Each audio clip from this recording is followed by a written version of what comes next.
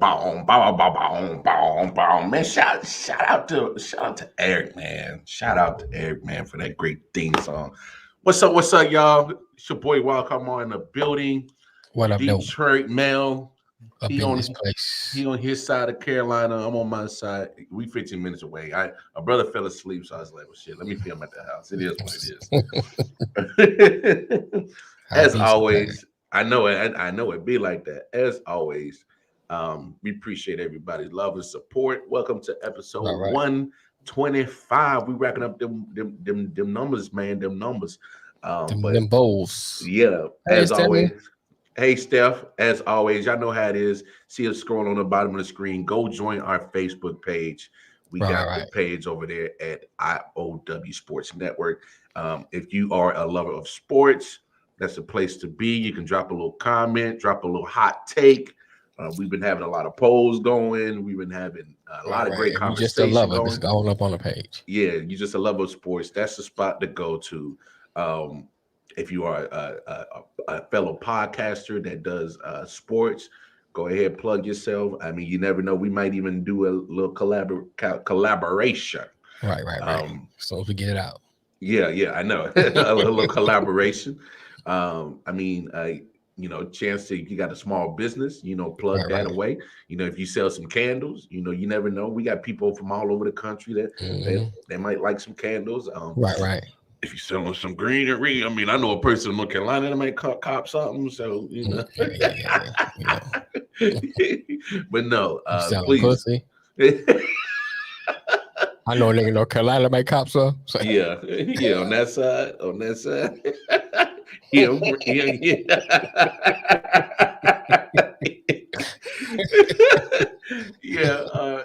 Look, but no, like, that's a spot to be at.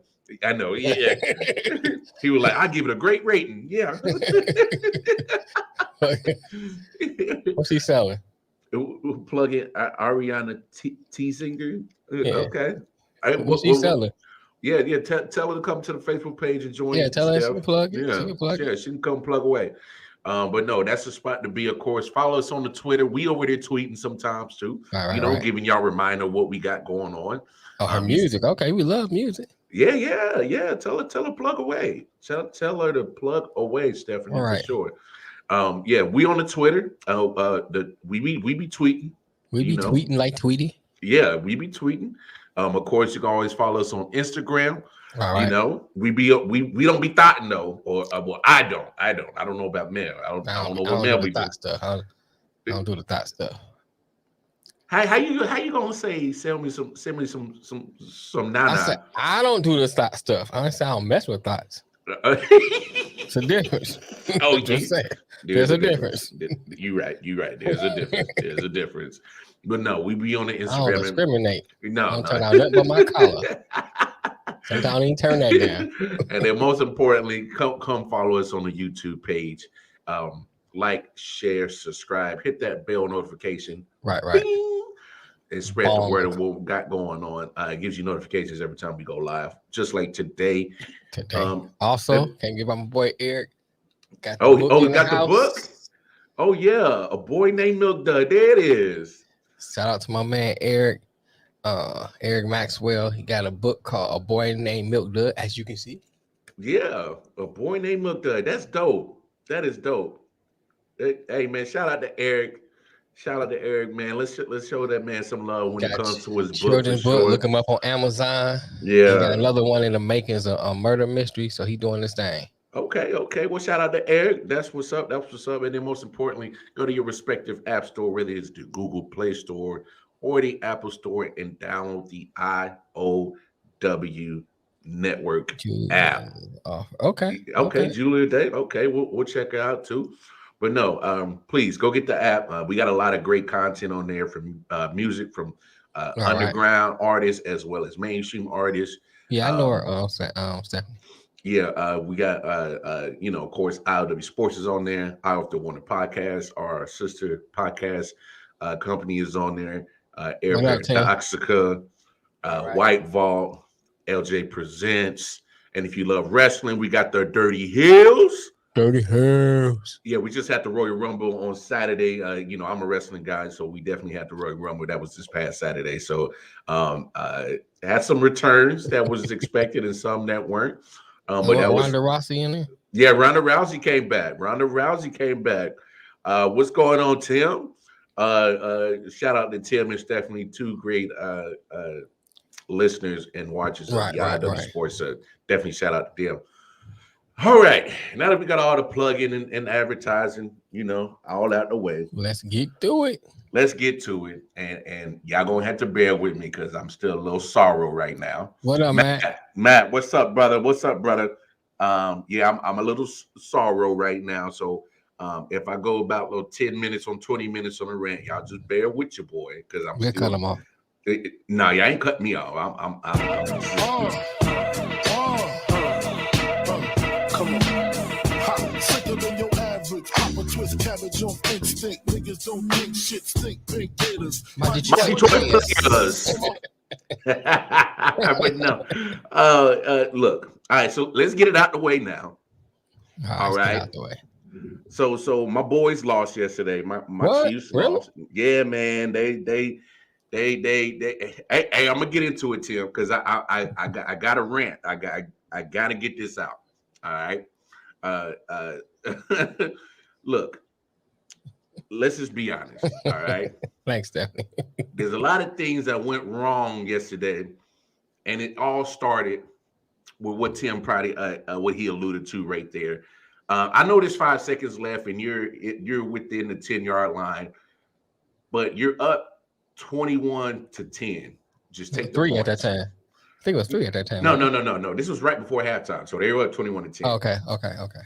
So just take the field goal. And the reason why you take the field goal is because you go up 14 points. It will be 24-10. And you get the ball back. And you get the ball back. Okay. And you get the ball back coming out the second half. Oh, yeah, Tim. Oh, yeah. Trust me. I'm going to get to it. I'm going to let you talk. I'm going to sit back. So I'm going to throw my 2 cents afterwards. I'm going to let you talk, though. And so, Andy Reid says, maybe I should have came up with a better play. Yeah, no shit. How about just take the field goal? You got Tim alluded to it right there. Says Kansas City got cocky. Yes, them jokers got extra cocky. They got greedy.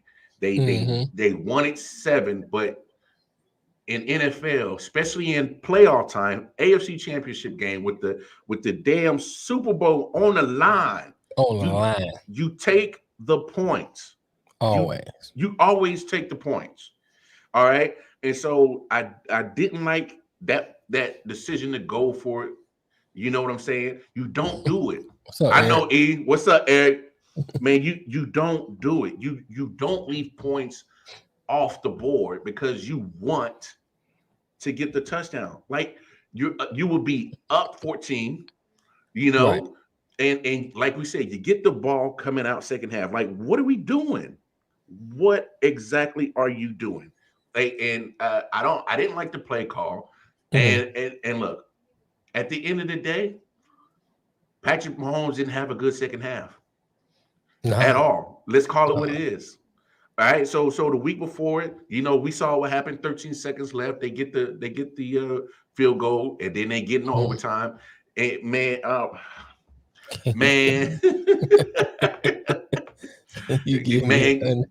know because I be coming up with names, man. They got greedy. So we gonna call that boy Patty Cake Baker Man Mahomes because he baked up an L for him and his team because they messed around and got too damn greedy, and it just didn't make no damn sense, man. So I didn't like that decision. So that to me that was mistake number 1. That's mistake number 1. Eric say? Says question of the day: why is your OC not getting the head coaching job gig offers anymore? I'm baffled. I'm gonna get to that in just a second. We'll talk about that too. I'm gonna get to that in just a second because I touched on it last week because Ryan Poles, who just left the Kansas City front office, got the GM job in Chicago, and he go get Eberflus from Indianapolis. Matt Eberflus. I think that's his name. I don't know. But no. So that was mistake number 1. Right. Here's mistake number 2. And this is how I know that Eric Bieniemy was not calling the plays yesterday. Because Eric Bieniemy is a former running back. He played in the NFL. He played in college, running back. So he has a track history of playing running back. When you're up 21-3, what do? You make sure that you eat the clock down. You run the ball. You run the ball because you need to. You want to get out there with the victory. Right. I'm not saying you mail it in, but here's my thing.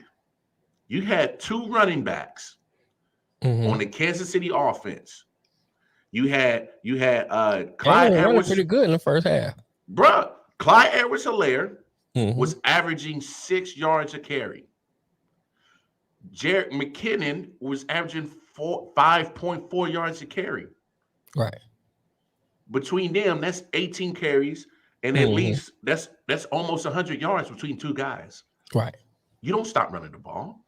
That's how I know that was Andy Reid responsible for the play calling on that. So as much as we want to harp on Patrick Mahomes, he played horrific in the second half. You know, he played terrible in the second half. Misses reads, missed opportunities. The first interception, I'm not going to put that on him. That was just a good play from the big man, from the defensive lineman. He jumped up, timed his pass, tipped it to himself. I give him that. That happens. The second interception in the overtime, that's on you, player. You don't throw it in double coverage. And especially when you don't need a reception so far downhill. Right. You know what I'm saying? You just need to get the first down and keep the possession going, because you already had everything in your favor. You won the coin toss, but then you come out on the first 2 plays and you just airmail it and throw it in the dirt. And I'm like, what the hell is going on? So those are a couple other mistakes. Now the drive when they was in the red zone. Which one you talking about in the fourth quarter? In the fourth quarter. Okay. Man, look at this. So it's literally they're at Cincinnati's 5-yard line, 1st and goal. It's a minute 30 left. They're at their 5-yard line. First play, they run the ball. They only got 1 yard. Okay. Cincinnati takes their final timeout. So Cincinnati has no more timeouts. So now you got the advantage. Here's the advantage. Yep. So now, 2nd and goal from the 4-yard line. Guess what they decide to do? They decide to pass it. Now you get sacked. Now you lose 5 yards. So now Kansas City has to take their timeout. Mind you, there's a minute 26 when it's all started left. 3rd and goal. I agree with you, Matt. 3rd and goal. They go back for another pass again. Now you didn't lost. Now there's a clip. He almost fumbled too. Yeah, no, that he did fumble. Game right there. Well, I'm saying we got the ball back. I'm saying that was the game right there. Almost got the ball. So now there's a clip out there on YouTube. I should have put it up. Travis Kelce faked outside and came inside and was wide open. When I say that was the worst possession ever, because Patrick Mahomes missed a read and touchdown. Game's over. Well, I mean, hold on. Let me say this though. That happens all the time in football. If you under pressure, that's what the pressure does. The pressure is designed for you to either miss the read, hurry. So it's designed for that. So the play, so you can't really say, I won't say you can't blame them, but at the same time, that happens. Oh, I'm blaming them. I won't go as far as say you can't blame him. I'll blame him more on the running backwards and trying to, you down that close, you get rid of the ball, you want a quick play, get rid of the ball, come on back, regather yourself, start another play. You got too many weapons. You got too many weapons. And this is why I'm saying, like, so between a minute and 26, you have wasted four opportunities to get into the end zone. You have wasted literally a minute and 23 seconds, and now you just gotta go for the tie. Luckily, Butker made it, but that was the worst offensive possession I've ever seen in the 5-yard line I've ever seen in my life. So it was bad on Mahomes because he missed reads, and it's bad also on Andy Reid for what the hell is this play calling, man? What are you doing? Sometimes you try to be too fancy. But to Eric's point here, he said the one knock on him is there has been on his many. Oh, the one knock on him is there has been any in his career. He gets away from the fundamentals sometimes. That's true. And over the time, he makes the most amazing plays in the same sequence with the same crap.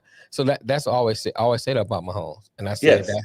I said when we talk about the breakdown of the game, I said, you know, he has to be able to know when to throw it away. And so sometimes those plays are needed. Extending the play, sometimes that's needed. And sometimes you got to know when to say, okay, throw it away. You got to know when to hold right. Know when to fold them.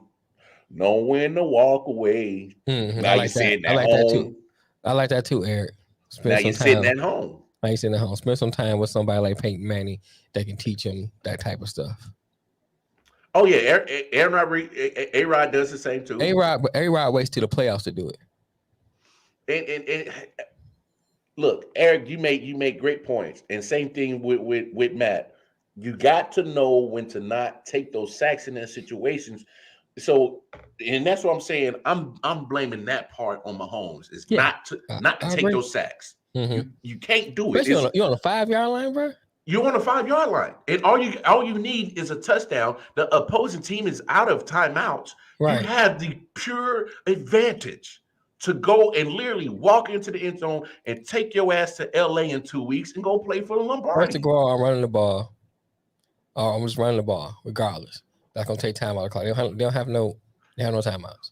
I'm running the ball. I'm running the ball, period. Second, I'm running the ball again. Yes. So it's 4-down territory. Oh yeah. That's taking more time off the clock. Then the next plays, depending on how I win, I may play action, whatever. You know, I'm passing after that.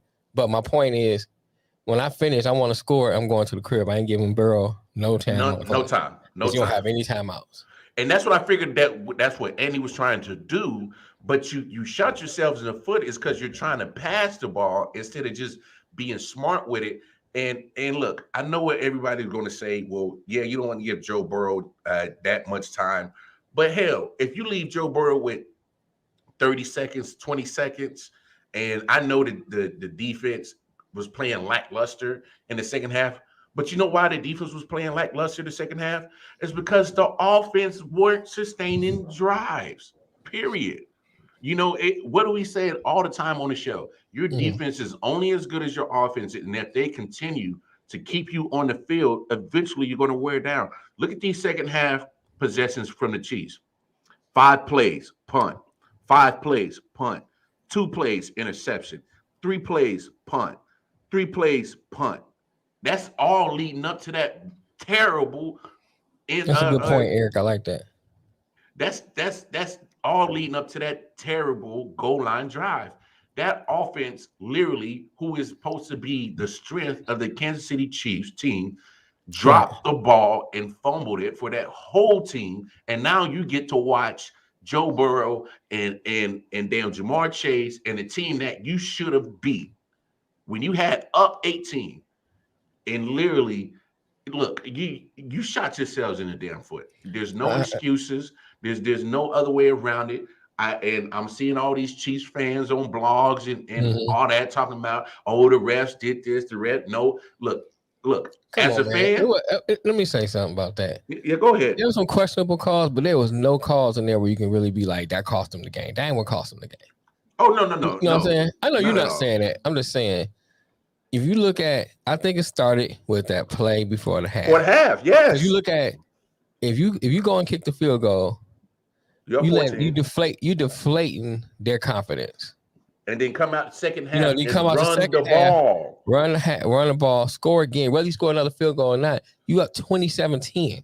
Yes. You score a touchdown. If you score a touchdown, you up 31. You score a field goal, you up 27. You still up. You know what I'm saying? You're up. You're up. So you have full control of the game. That's still a 6-point swing that you did from the half to then. So that right there, I think, got Cincinnati back in the game. They think, oh, we got confidence. Then that interception comes. Now the momentum is going their way. Now they think, we can do this. You know, because before in the first half, it looked like, Come on, somebody go down here and get something to eat, man. You know, it's like it's about to be a blowout. As a fan of that team, and I get it. We've the last 5 years we have been just given so much success as fans of that team, and our expectations are at a different level than what it was, especially for me. I didn't dealt with almost about 25 years of just miserable football from that team, and this is just another letdown by this franchise. Look, the 9 years that Andy Reid has been with Kansas City, I remember 2014 when they were up 28 against the Indianapolis Colts. I don't know if y'all remember that playoff game where Andrew Luck came back, the most overcome points in playoff history. That's telling. That is telling. Right.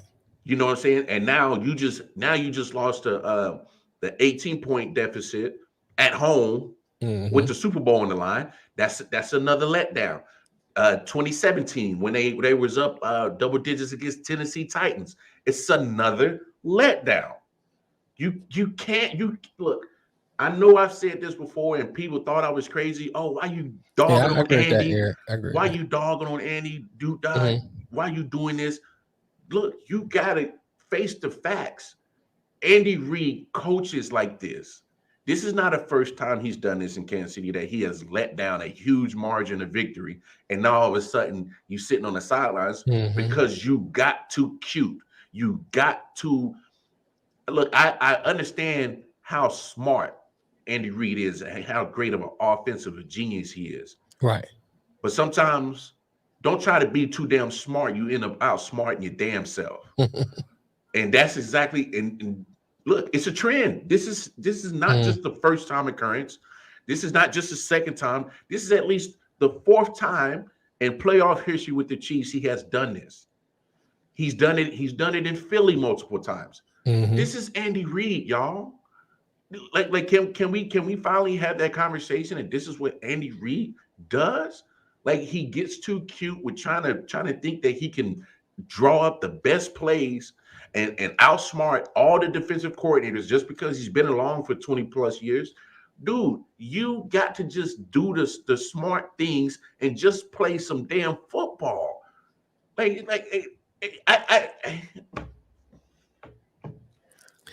and then you got well, here's the my thing goodness. with Andy Reid, man.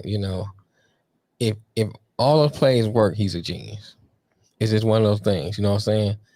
And Andy Reid, Mahomes, they kind of two sides of the same coin. Mahomes, he can make some great plays. You're like, oh my God, look at that play. But at the same time, that confidence of being able to do that makes you take risks. Same thing with Andy Reid. He come up with some good plays that he calls when they work. It's like, oh my God, he's amazing, he's a genius. But at the same, then that puts you in a mindset. Well, I can outsmart everybody. Yeah. And then when times we should just do something nice and simple. Yeah. You know what I'm saying? It bites him in the ass. You go to the fancy stuff, and it turns around, like you said, it bites him in the ass. And Matt got a good point. And Matt has a good point right here. Right. And says, I would have also thought, knowing Spag's defensive scheme from years past, that he would take a page out of the Titans playbook from last week.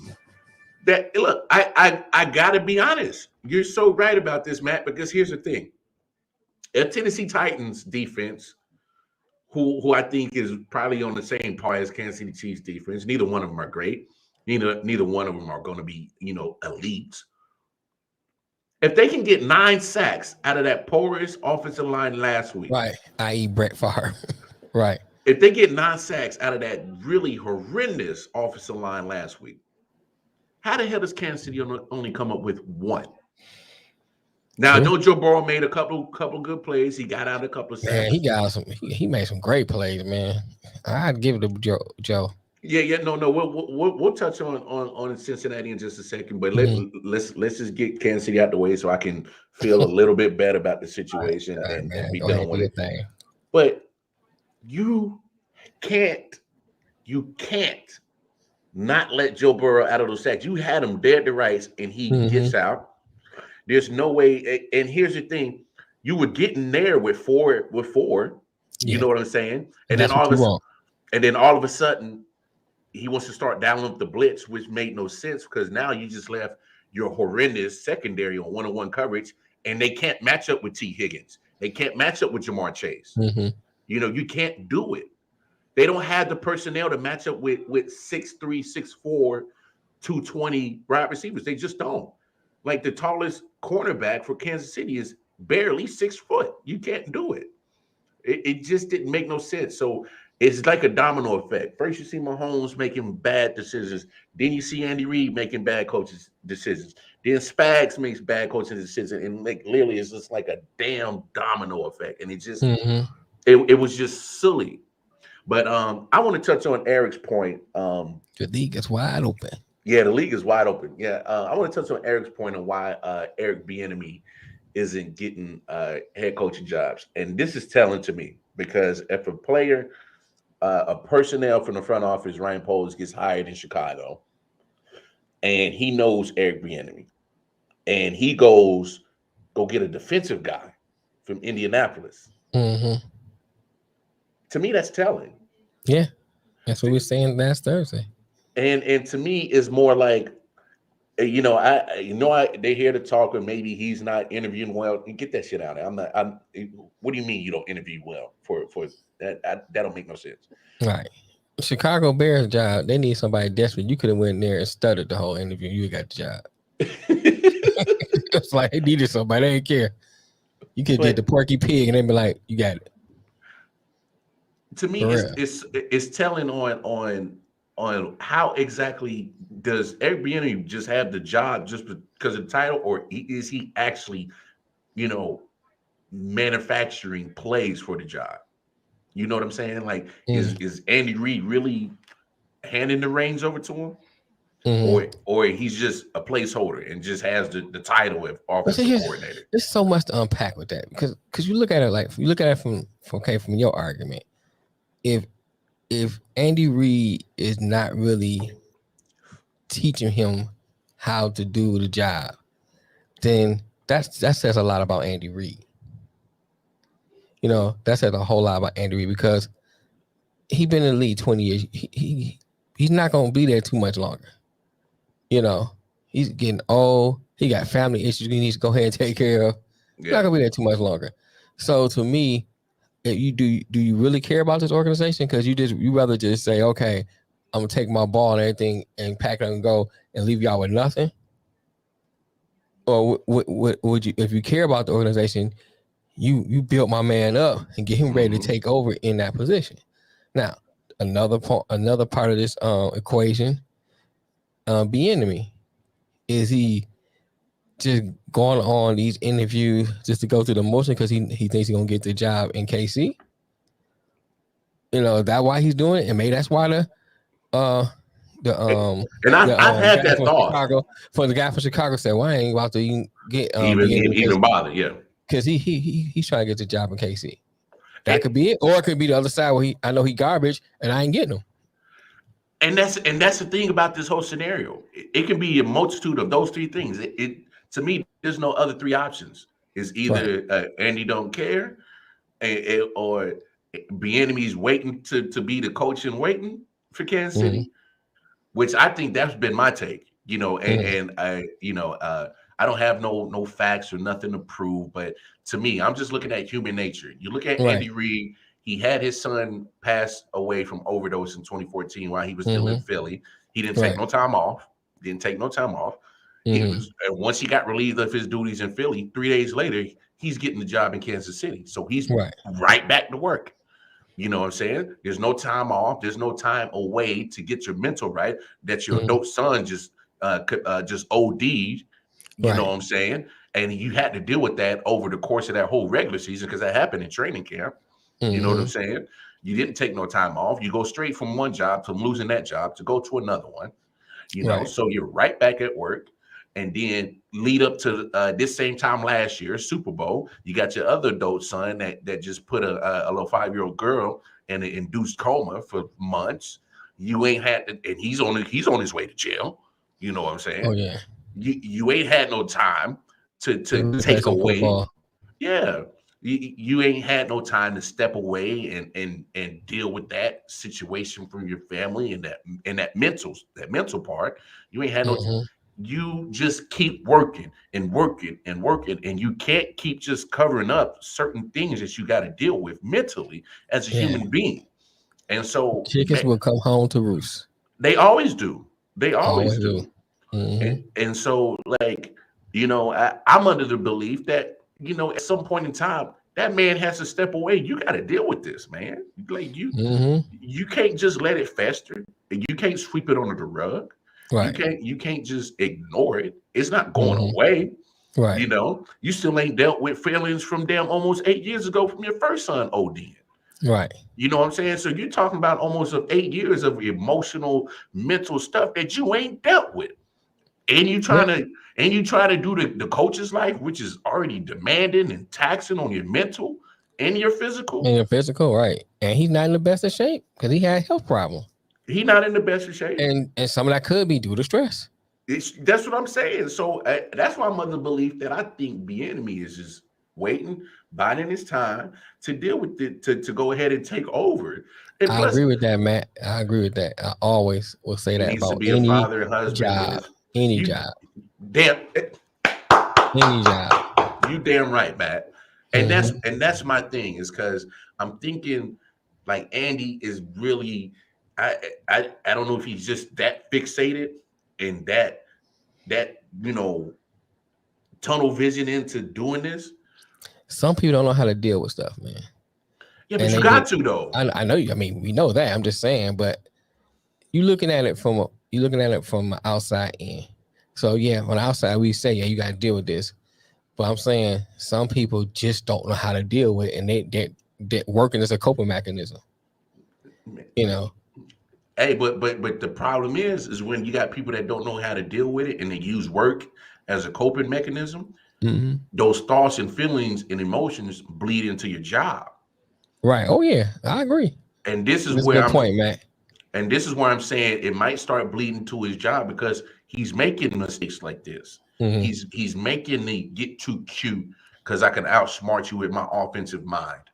You know what I'm saying? And then and look, sometimes your quarterback is almost a reflection of you, and that's why you deal with the situation with Patrick. It's like, I got the skills, I got this, I can get out of it, but no. And so that's why to me, it's up to Patrick. And like Eric said, get with somebody, right? Like a Peyton Manning, get with somebody like a Drew Brees or somebody that can just, hey, let's get back to 100% pure fundamentals about certain things. Right. That's a good point, Nick. He says anybody can be a Robin, not everybody can be Batman. Same, I'm just meant to be. They have 4 Batmans now. I don't know. Man, it's I know Robert Pattinson can't be Batman. Just saying. I mean, Twilight. Who knows what's up with the Bieniemy situation? But I know it's hard to say. It's hard to say. But me personally, when you're up 18, there's no way Bieniemy is calling those play calls as a running back, a former running back in the NFL, a former running back in the NCAA. I'm hard pressed to believe that he was in charge of that. I can't see it, because the running back's mentality is, we up 18. All we got to do is bleed 30 minutes away, and we go into the Super Bowl. That's it. Maybe could be a case of you putting too much in Mahomes' plate. We got Mahomes. He just came back from 13 seconds. We got Mahomes. Yeah, but what do we always say? You use a crutch too much. Eventually, that crutch gonna break. It's gonna break. It's gonna break. And it goes from the coaching staff and to Mahomes himself, because he's thinking, I got all the talent in the world. I'll just get through it. Like, no, bro. Sometimes you gotta handle that one. Sometimes you gotta be fundamentally right. Teams have figured Mahomes out. He only plays one way. I don't think Mahomes has been figured out. What it is there's teams that's they're gonna play him different. Obviously, y'all saw since Super Bowl last year, most of those teams played too high safety, and they were like, all right, we're not gonna let you have that deep stuff.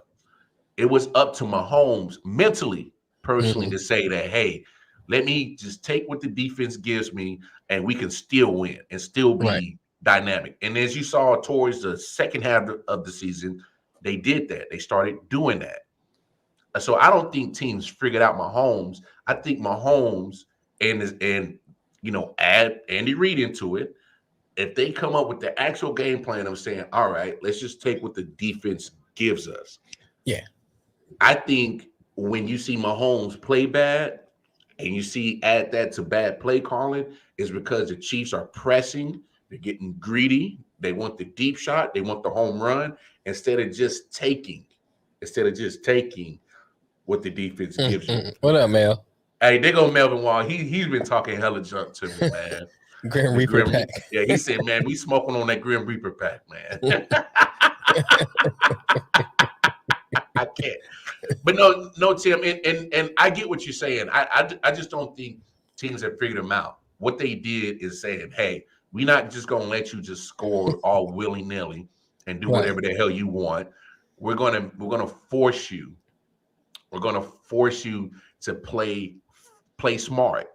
Right. And they get loose, and then they get out of character. So when Casey was up at 18, did Cincy have Mahomes figured out? Oh no, come on, Matt, they didn't have him figured out. Cincy, but I get okay. So we didn't done enough talking about Kansas City. So let's flip it to Cincinnati side. Got to give credit when credit is due. Oh yeah. Because and to speak to what Matt's saying, when they was up 18, they didn't did they have Mahomes figured out? No, they didn't have him figured out. But what they did, and which is another knock I have on Andy Reid, is because he absolutely refuses to make adjustments. Like I that's one of my biggest knocks on Andy Reid. He refuses to make adjustments. Cincinnati made adjustments in the second half, especially on defense. They got smart.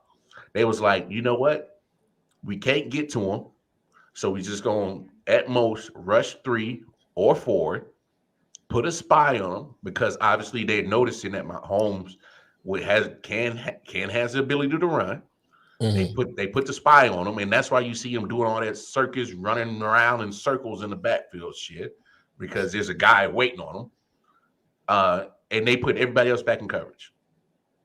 You know what I'm saying? They didn't play man. They didn't blitz. They literally at the most rushed 3 or 4 and put 7 or 8 back in coverage. Smartest game plan I've ever seen in one half. It worked. I mean, like I said earlier, first of all, you gotta look at Joe Burrow, the kind of guy he is. He's a confident kind of guy. He's cool. He's cool, collective, very confident. And when you gave him that opportunity, when they said, "Oh, we stopped him," and I have. Then they got the pick. That's like, oh shoot, we might be able to win this. And you have already got confidence on the side. He believes in Jamar Chase, and you don't have the greatest secondary in the world in Kansas City. So all I just need is to pick apart that secondary. And that's what they did, man. That second half, Chase was getting catches. Higgins was getting catches. I'm like, oh, it's about to be a game. Cause I tell you, I was about to turn it off. No, the reason why I didn't turn it off is because that last possession before halftime. That's the reason why I didn't turn it off. That's why that's why I didn't turn it off either. I'm saying right before the half. No, I'm gonna watch this. I'm gonna watch this halftime.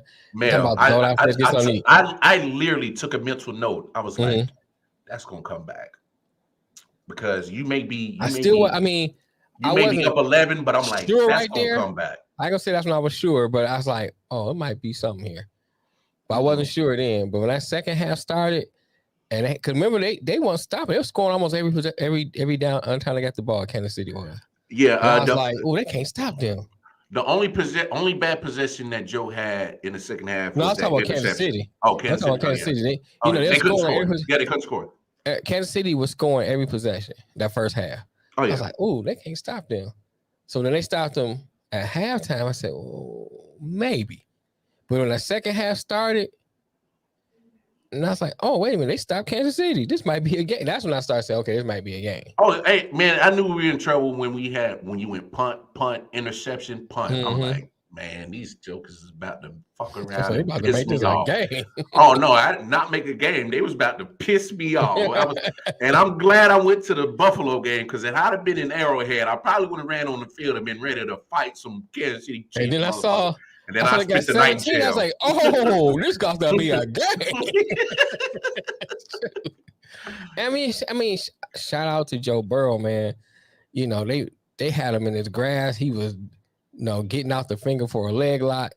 He was like, they had him in a headlock. He's twisting and turning, running for first downs. I was like, he willed that team. He wanted it. He wanted it, man. He looked like he wanted it more than anybody else on that field. I mean, he was willing that team to victory. I gotta give his props, man. No, hey, of course, especially with that line. Right. Because like, what did we all say going in to when we had the championship game preview last Thursday? That we all said it. There's no way that a team that just gave up 9 sacks, there's no way you're winning this. There's no way. I think all of us, Mark, Lance, me, you, I think we all picked Kansas City. Because we're literally under, like, between 7 days, there's no way that you can improve that line in 7 days. Right. That's the same people. That's the same people. And here's in Kansas City's front four, y'all, and here's my biggest knock. Kansas City allocates the most money in NFL league right now to the defensive line. And all you got was 1 sack. 1 sack. I'm talking there's $200 million man on that line, Jamel. Frank Clark makes over 100. You call me my government name, bruh. Frank Clark makes over 100 mil. Chris Jones makes over 100 mil. Right. You got $200 million between 2 people, and you come up with 1 sack. 1 sack, bruh. Like and Melvin Ingram, Chris Jones disappeared. You're right, man. Not only did he disappear, Joe Burrow disappeared out of his grasp. That 1 sack that he had him dead to rights, and Joe Burrow was like, whoop, whoop. He's like, whoop. Casper the Ghost. He's like, miss. But look, you got to give it up to Cincinnati. P. Ron before the that run, man. That run was nice. That screen that he had in the second quarter. That, to me, that's what started the momentum right there. And then Chiefs ate it by not getting a field goal and getting a smart play in before half. So P. Ron kind of kicked it off right there. And of course, coming into the game, what we say on the preview show, I said Mixon gonna be the X factor. And Mixon gonna be the X factor. So Mixon, he got 3 catches, 27 yards. So he did a little bit in the passing game, but he ran hard. 21 carries, 88 yards. It's not the prettiest stat sheet, but you're averaging 4.2 yards a carry. But he got some big plays when big plays when needed. That first half, they were stopping him. Second, but you can kind of see slowly but surely. Yeah. It was almost like you seen a crack in the wall, and he kept hitting that crack, and he just busted wide open. Through. Yeah. And look, the Chiefs did exactly what I wanted them to do. Don't let Jamar Chase get off. Right. But you got to stop T. Higgins. Right. You saw all of a sudden T. Higgins puts up 6 catches and 103 yards on your ass, and now you got another problem that you can't stop. And so it literally was just a domino effect. But look, kudos to Cincinnati. Hey man, you gotta give them the props because they lost Uzama. Boy, that was a bad loss. That was a bad loss. They lost some players on defense, and you thinking like, they depleted. They came in that mud hobbling, and they came out with a victory, man. So you gotta give them their props, man. Oh no, 100% credit to Cincinnati Bengals because they wanted it more. Period. Not just the players, the coaches. Right. From top to bottom, that roster wanted it more, and that's why they are playing in the Super Bowl in 2 weeks. Right. Because they did not lay down after being down 18. For most teams in the league, they like, oh shit, we in Arrowhead. Man, we playing Patrick Mahomes and the Chiefs. Man, we down 18. Man, we might as well pack our bags and go on back to where the hell we came from. And they didn't lay down, man. They didn't lay down, man. They came out second half and was like, nah, bro, we not going to lay down for it. And that started with P-Ron when he got the good 40-yard screen. That kicked it off. Like I said, Kansas City compiled onto it with the dumb decision before halftime. And then next thing you know, they just kept at it. Kudos, even after Burrow threw the interception, they still didn't let down. Right. They did not let down. Because here's the thing. After he throws the interception, they still held Kansas City. They still held Kansas City to a damn 3 and out. Mm-hmm. They still held Kansas City to a 3 and out. So that interception pretty much didn't even matter. Didn't even happen. It happened, but I'm saying it don't happen. Right. It's null and void. It's null and void because the defense stood up. Like Herm Edwards said, you play to win the game. I hear you, Matt. Right on time. That felt like that was my entrance. What's up, big homie? I don't know. This light is flickering, so people just got to deal with it. I don't know. I don't know if there's like a short in the outlet. Yeah, you got a light like you in an interrogation room. hey, Trust, I don't know. You're bright enough to still be seen in the dark. You're good. I shine, baby. All right, where are we at? Because I'm ready to go, man. Jump in. Hey, no, you're good. You're good. You had some personal stuff to take care of. What's up, man? Man, go ahead. We're talking about, of course, we're still on Chiefs and Bengals. All right, good. The floor is yours, brother. My first question: arrogance or stupidity? How the fuck did the Chiefs coach that game? Because I can't tell the difference. Both. It was a combination of both. It's a combination of both. You don't take the points in the first half, and then your quarterback. This is no knock on you, Lamar. I'm gonna fucking go with that, man. I don't know what is going on here with this. Don't worry about it. Go bugging out right now. I don't know what the deal is, but I'm gonna be me. I'm gonna fucking roast this team like I would roast anyone else that played, performed, and coached like that. So I'm not going at you. No, roast away because you can't roast them no harder than I can. I'm glad Mahomes circling around like a fucking reckless quarterback finally caught up with them because they were down at the 4-yard line. They were arrogant. They were running the ball. When did the Chiefs run the ball? It's like they were coaching it like we could score whenever we want. We don't have to take this seriously. Bit them in the fucking ass. They end up kicking a 44-yard field goal, which is no gimme in January with the distance and elements. But they were at the 4-yard line. It would have been a 21-yarder. They lose 23 yards on that drive. Right. And wasted a minute, 23 seconds. You don't throw it up in double coverage to the tiniest fucking guy on the field. You throw like a little mini Hail Mary. And I lost track. What was it? 7-8 passes in a row that were incomplete for Mahomes? Something like that. I think he caught one quick out to Hardman that got them to the 4, but he missed multiple throws before that. He missed all 3 throws or the first 2 throws on the overtime drive. Like they coached with arrogance that like we just show up and we got this, and it bit them in the ass because they went against the team. Kudos to the defensive coordinator. Forgive me for rushing in. His name has slipped my mind right now. Yeah, 2 games in a row. He's held them to no touchdowns in the second half and a drive in overtime. Right. And the way the Kansas City crowd erupted when they won the coin toss, I looked at my kids. I was like, there's no fucking way they're winning this. There's no way they're winning it because everybody just had this arrogance about them yesterday. The fans, the players, the coaches, like everyone just thought they were going to show at fans in attendance, the fans in the crowd.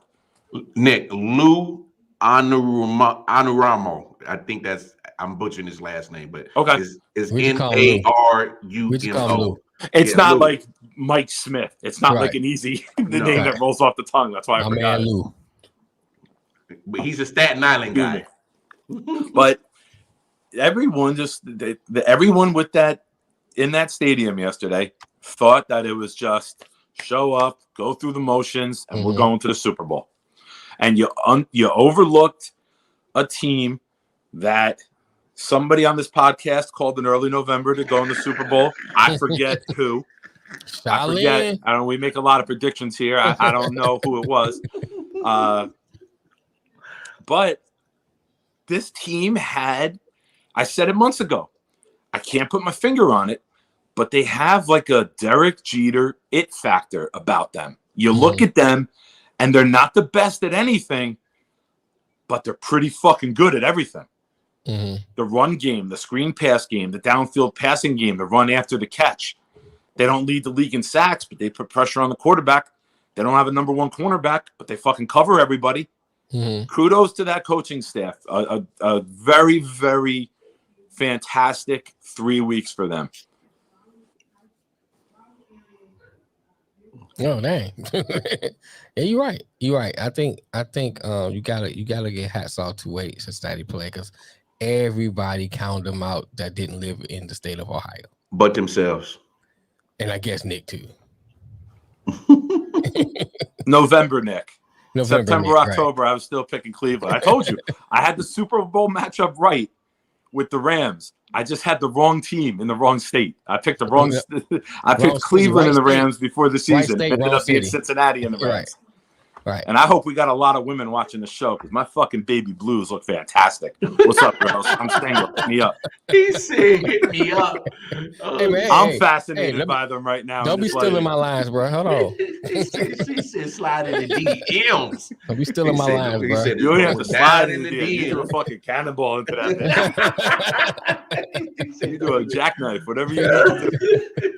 No, look, you fellas are 100% right. I mean, we've all said it. You can't overlook your team that has pure heart, pure will, pure tenacity to want to get the job done. They did not fold. They didn't lay down.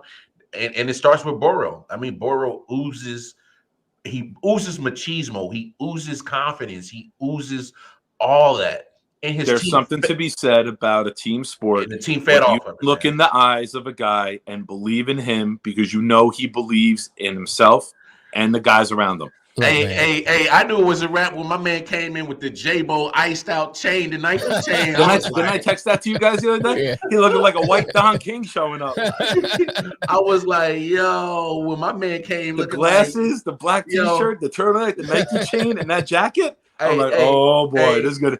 Bengals by 60. He was looking like he was looking real white boy Rickish, and I was like, "Oh shit!" It said J-Bo iced out chain. I said, oh. Another guy from Detroit who made it to the goal before the Lions did. Since Mel did not even acknowledge it in text, I'm gonna say it on the air. What's that? I sent Mel a picture of Eminem and Matthew Stafford, and the meme said, "Man, this is the closest the Lions will ever get to make it to the Super Bowl." You got Eminem and Stafford starring in the show. I just hey man, look, man, with a team like Cincinnati, man, you can't give them any kind of confidence. You got to put them away. You got to put them away. You gotta. I mean, but Pretty Tony. No, you gotta think about Pretty. Hold on, no, man, all bitches are the same, just like my hoes. You know, I keep them broke. Wake up one morning with some money that's subject to go crazy. You know, you know what I'm saying? You gotta be like Pretty Tony, man. You gotta break their spirit. You gotta have a strong backhand. You know what I'm saying? You gotta break their spirit. Pretty Tony. That's hilarious right there. But no, look, tell me that's not another knock on Andy Reid. Yeah, that's you supposed to put. Look, this is the 4th playoff letdown he's had in Kansas City alone. Not to mention the letdowns and playoffs he had in damn Philly. He forgets to put the. It's like the Super Bowl's the abnormality, right? The Super Bowl's the anomaly.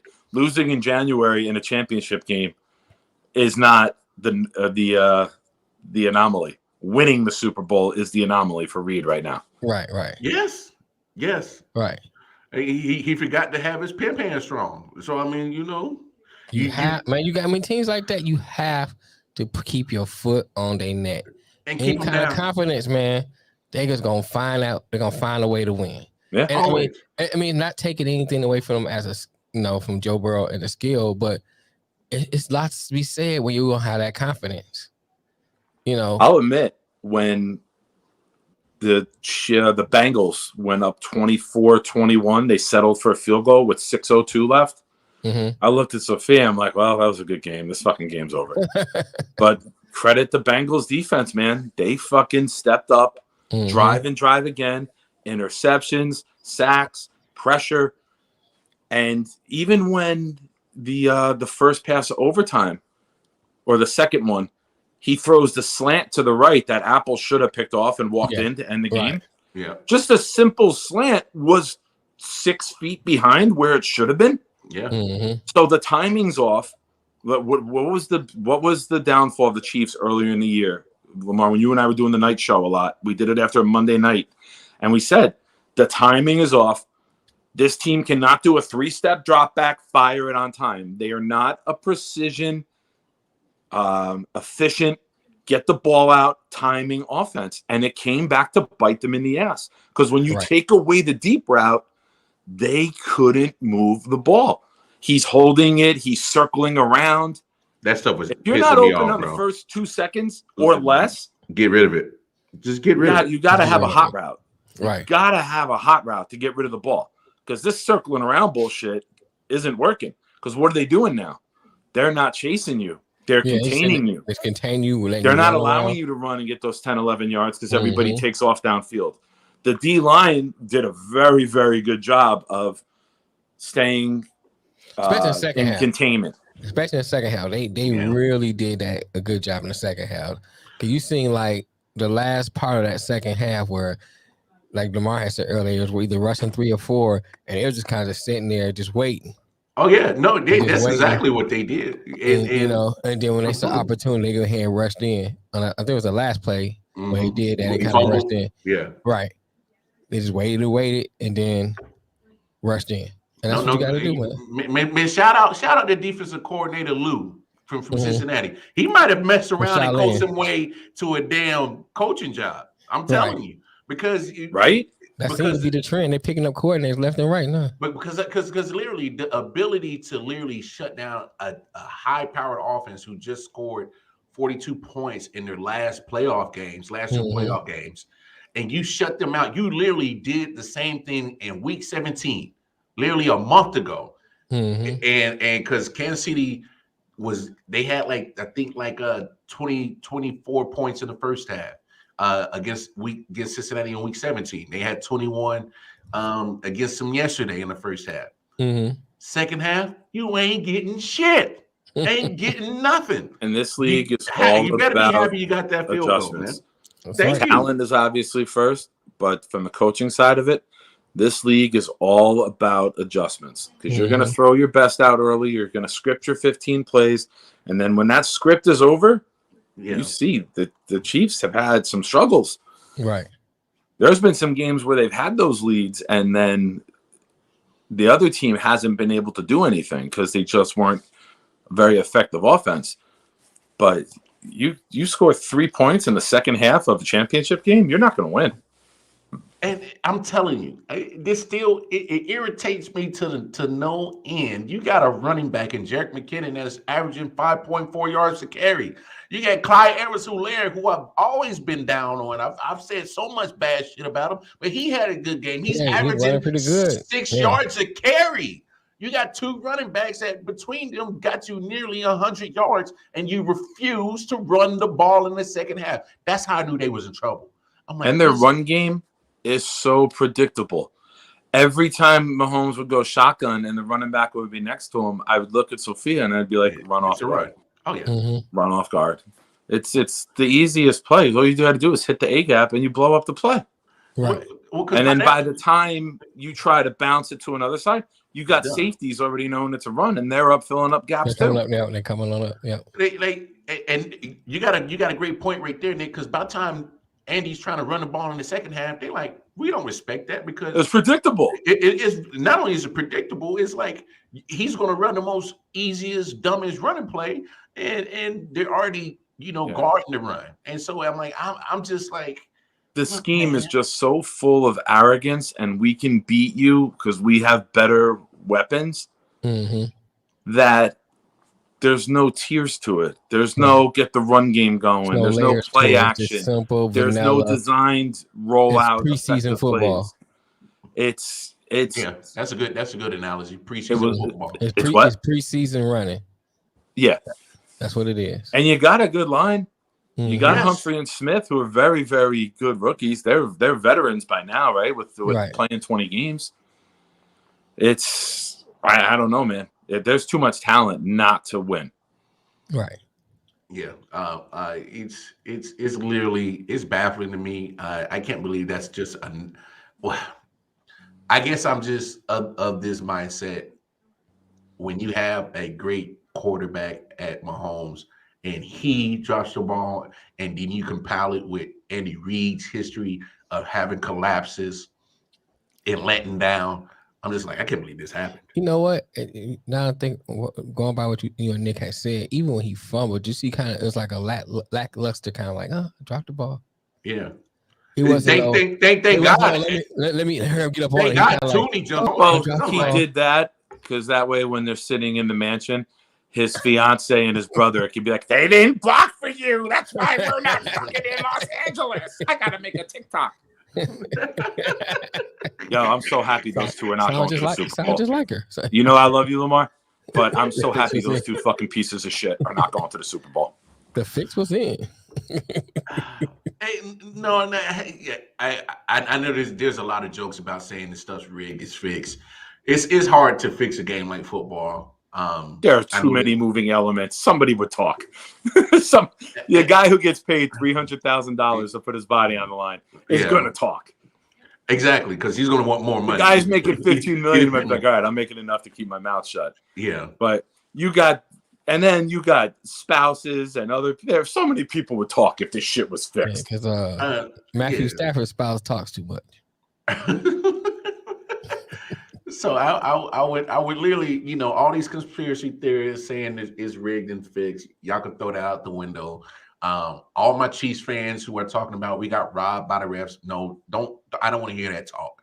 I don't want to hear that talk. Were the refs horrible in that game? Yeah, they were horrible for both sides. Wait a minute. They were horrible. There's Chiefs fans blaming the refs for the loss. Bro. Where are those Chiefs fans when they jumped off sides and the receiver the cornerback held chase and gets an interception out of it?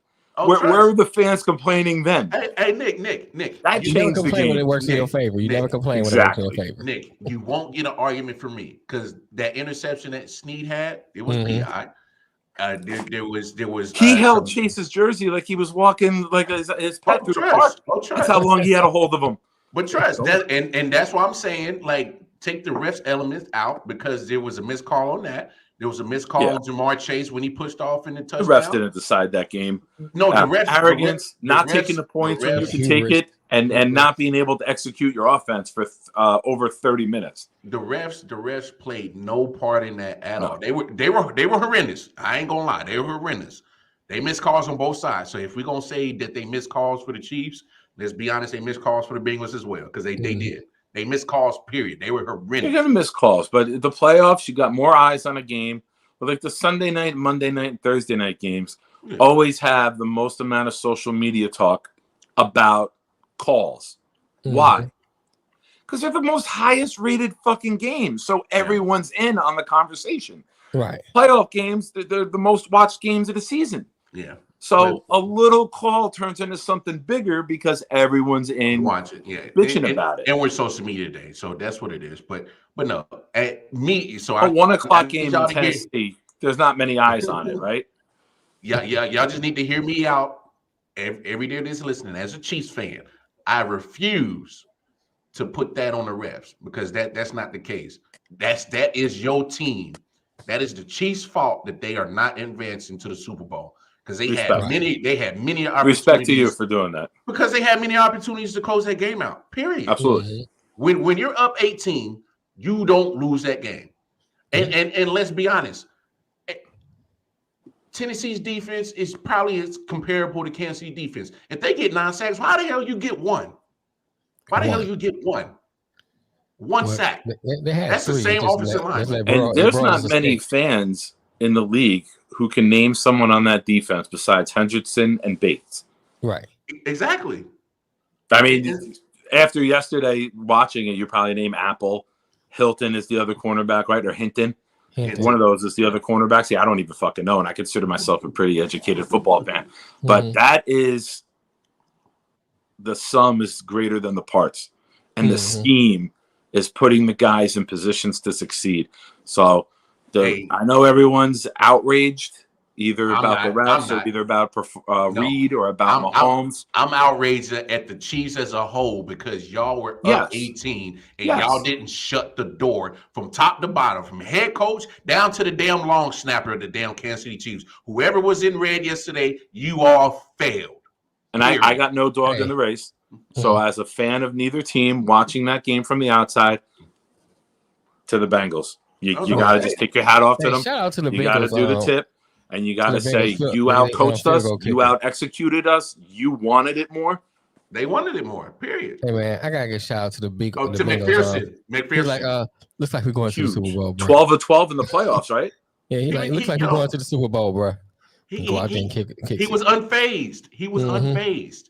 You know, shout out to McPherson, the kicker. He had a great playoffs. Shout out to damn Joe Burrow for actually injecting his team with that type of confidence.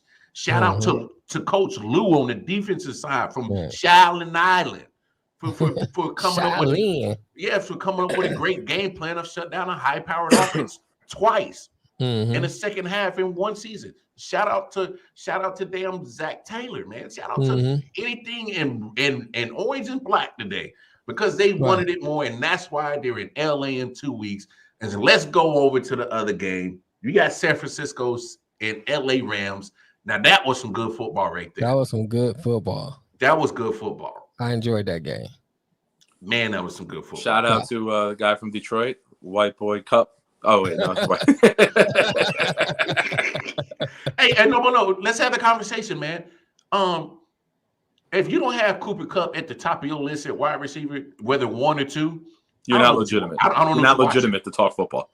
I don't know what you're watching. You are dead to the conversation, and anything you say after that doesn't mean a fucking word to me. He is a skilled technician. He is not a stat padder. He is not a one-trick pony. He is the most complete all-around wide receiver in the league today. And very close to what he did this year, maybe ever. He is this generation's Jerry Rice. Because, hear me out, Jerry Rice ran every route identically. There were no tells with what Jerry Rice was going to run. You didn't know if he was going slant. You didn't know if he was going post. You didn't know if he was going straight. Because everything from his stance to his release was identical. They broke Cooper Kupp down today on the NFL Network and said the same exact thing. They said, if I'm a cornerback and I watch the film, there are no tells with what route Kupp is running. So the 40 time don't mean shit because the fact that he has no tells allows him to be open all the time. How many times do we see Cooper Kupp open and like, how the fuck is he open? Because he made the guy fucking fall when he cut. Right. He is so good at his craft and so skilled, and he dropped one yesterday, and I think all of America. Bro, I freaked out. I was like, oh. It was like, wait a minute. Did Fox just glitch? Because I know Kupp don't drop passes. No, Lily, I was like. Yeah, Matt just commented, same thing. Rice wasn't the fastest, but he was always open.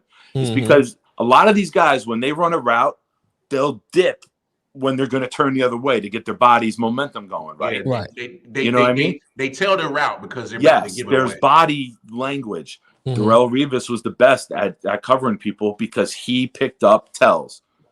He was the Phil Ivey of cornerbacks. Phil Ivey in poker knows when you have a tell, and he goes in for the kill on it, right? Revis was able to be a technician with his technique. He was absolutely fantastic with it, but he knew what you were doing by your hand position at the line. He knew your route 60% of the time, I think he said one time, because he could tell by the way your body was what route you were running. That's film study. That's this.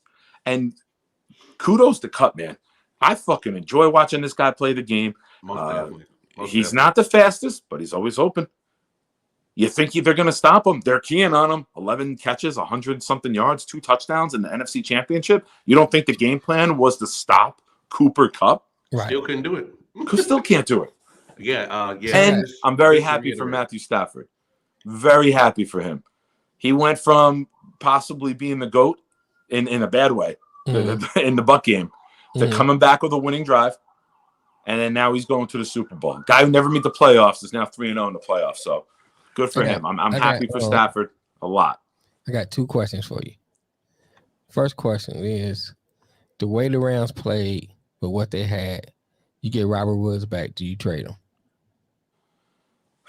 Now here's let me I don't know, man. That embrace with Kupp and Woods yesterday, you see how tight those guys are. You pissed Kupp off, I think, really bad if you trade.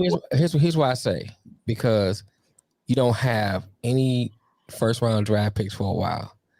Somebody look at Woods and they might give you something for him, so you can help shore up. You need linebackers. Reader was missing tackles. I got a rebuttal for that. Let me finish. Reader, you need linebackers. Reader was missing tackles. Von Miller, you hardly was calling his name. You need to get a linebacker in there. So especially a good coverage linebacker. So, I think if you get rid of Robert, it's a business. You get rid of Robert Woods, you might better get something for him. Go ahead, Lamar. So here's my rebuttal to that. Mm-hmm. Because of what you got with the combo of Woods and Kupp, and let's be honest, if Woods is not hurt, man, this is even a more dangerous offensive team. I agree. But here's another person that I would say I would make this rebuttal to. OBJ might have got himself paid because, and not just because of what he did yesterday, 9 catches, 113 yards, but he actually had a decent playoffs. So if I'm the Rams, I make sure I keep Kupp happy. I'm getting Robert Woods back. I would actually sign and trade OBJ because go ahead, because that 1-year deal is going to expire about sometime after Super Bowl. Mm-hmm. So go ahead, do a sign and trade, sign him to a little contract, whatever, then trade him and get some kind of first round or second round equity back for him. Because it's not saying that you don't want OBJ. It's just saying that I know I got Robert Woods coming back, and I still got Cooper Kupp. Because you need to shore up. You need to shore up some spots on your team, especially in the linebacker position. And you need another corner too, because you gotta remember they go and win the Super Bowl, and the talent that they have, people are gonna go take veteran minimum to be with them. Yeah. So that's a Super Bowl effect. It happens every year. Beckham lost money this year. Beckham took a $750,000 deal to be paid in Bitcoin, and it's worth half of what he originally got the contract for. He not hurting for money. Let's be honest. No. But you just look at it. I get what you're saying. At $65,000 a coin. Now it's down at like 30. So he lost half of the value of his contract by asking to be paid in Bitcoin. I just saw the numbers on it the other day. All right. Now my second and then the way you get taxed and everything like that, he's only made like $45,000 to be on the Rams this year. Before playoffs. But you know what? If they win the Super Bowl, I don't think he even fucking cares. Hey, he's doing all the right things for a group that we all collectively, I think, killed him at one point or the other, right? This season with the Browns. He's went there. He's been a model citizen. He's been a great teammate. I just never liked the distraction part of OBJ. Like, I don't care how you define the distraction. He was a distraction in New York when he's with the Giants. Oh, I'm sorry, in New Jersey when he's hitting the helmet against the kicking thing and got the cameras all on him and then when he goes to Cleveland and it wasn't directly him, but if your dad's putting out the YouTube video, I got an idea that you knew about it. So 100%. And we all, myself included, killed him for it. I hope Melvin Wall's watching this because Mel was one of the guys I remember commenting when I was killing OBJ. I will say I have made a turn on my stance on OBJ from this year. Well, because he managed to shut up. He's been a good teammate. He's been boosting guys up on the sideline. There's audio of it on the NFL and Bleacher Report on Instagram where you see their conversations on the sideline. I love that moment he had with Debo. I love that moment he had with Debo. Yeah. I definitely love that moment he had with Debo. But I just wanted to go on record as saying that he's I still think he's capable if the situation is bad and you're not on a Super Bowl run of blowing up. So I'm not going to completely say he's an angel now, but he has maybe matured a little bit this year with this run. And good veteran locker room, like we said, right? That was a place that he needed to go to succeed. Because if you were putting him on the Jaguars, it was going to be a shit show. Oh. He already had a reality show by now. But so just add with Mel's first question, no, you don't trade Woods. Okay. My second question would be, does Matthew Stafford have to win a Super Bowl to quiet his naysayers? This year? Yeah, I'm talking about this year. I don't think he has. I think he's quieted them already. If you go out there and you lose a 27-24 game and Burrow puts a game-winning drive together down the end and you throw 3 touchdowns, no interceptions, and throw for 285, I don't think you can dog Stafford for it. You go out there, throw 3 picks, one of them being the pick 6 that loses the game. People are going to pile on, right? That's just the nature of the game. And it's social media, right? Yeah, everyone waits for the GOAT. They wait for the good GOAT to appear, and they want to label the next greatest of all time, and they want to label the GOAT that they can dog for making a mistake. Right. So there's no in between with social media. That's where definitely not shows like us come in, where we got to kind of we bring levity to it, and we don't let people get too high or too low. But 3-0, and you make it to the Super Bowl in your first playoff run. It's still impressive, but unless you throw 5 picks and you have a half like Nathan Peterman, then you're gonna get lit the fuck up, and I'll probably do it too. But as long as he plays well, I don't think you can say he can't win one. Just to piggyback off that, Nick, I think you're right. He has to have an absolutely terrible game to be dog for his performance in the playoffs. But I will say this: I thought Matthew Stafford had an all right game yesterday. He missed a couple of throws, but that's not necessarily his fault. That front four at San Francisco is a dog, so he had to deal with some pressure. So I'm not going to harp on him too bad. The one interception I wasn't too crazy for. He got bailed out by Sikorsky Tart by having butterfingers. He should have had 2 interceptions. Let's be honest. And so that dropped interception came at a good time for the Rams and a bad time for the 49ers. Right. Because the next play after that, he hits Cooper Kupp, gets downfield, and then another play later during the end zone. So they turned it into a 97-yard drive, right? That was that drive? Yes. So had Sikorsky Tart caught that interception, we might be having a different conversation, and San Fran possibly might be in the Super Bowl right now. Just saying. So and shout out to Sikorsky Tart, man. He took that shit on the chin. He personally went on Twitter, was like, yo, I let myself down. I left my team down. Easy play. I took my eyes off the ball. Roast me all you want. I'm a man. Yeah.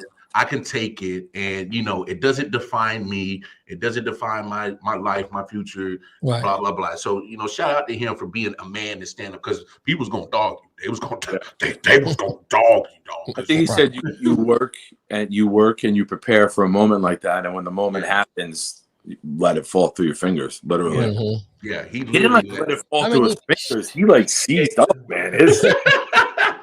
Hey, man, Ramsey dropped a couple of picks. Yeah, I don't want to make a knock on his last name, but all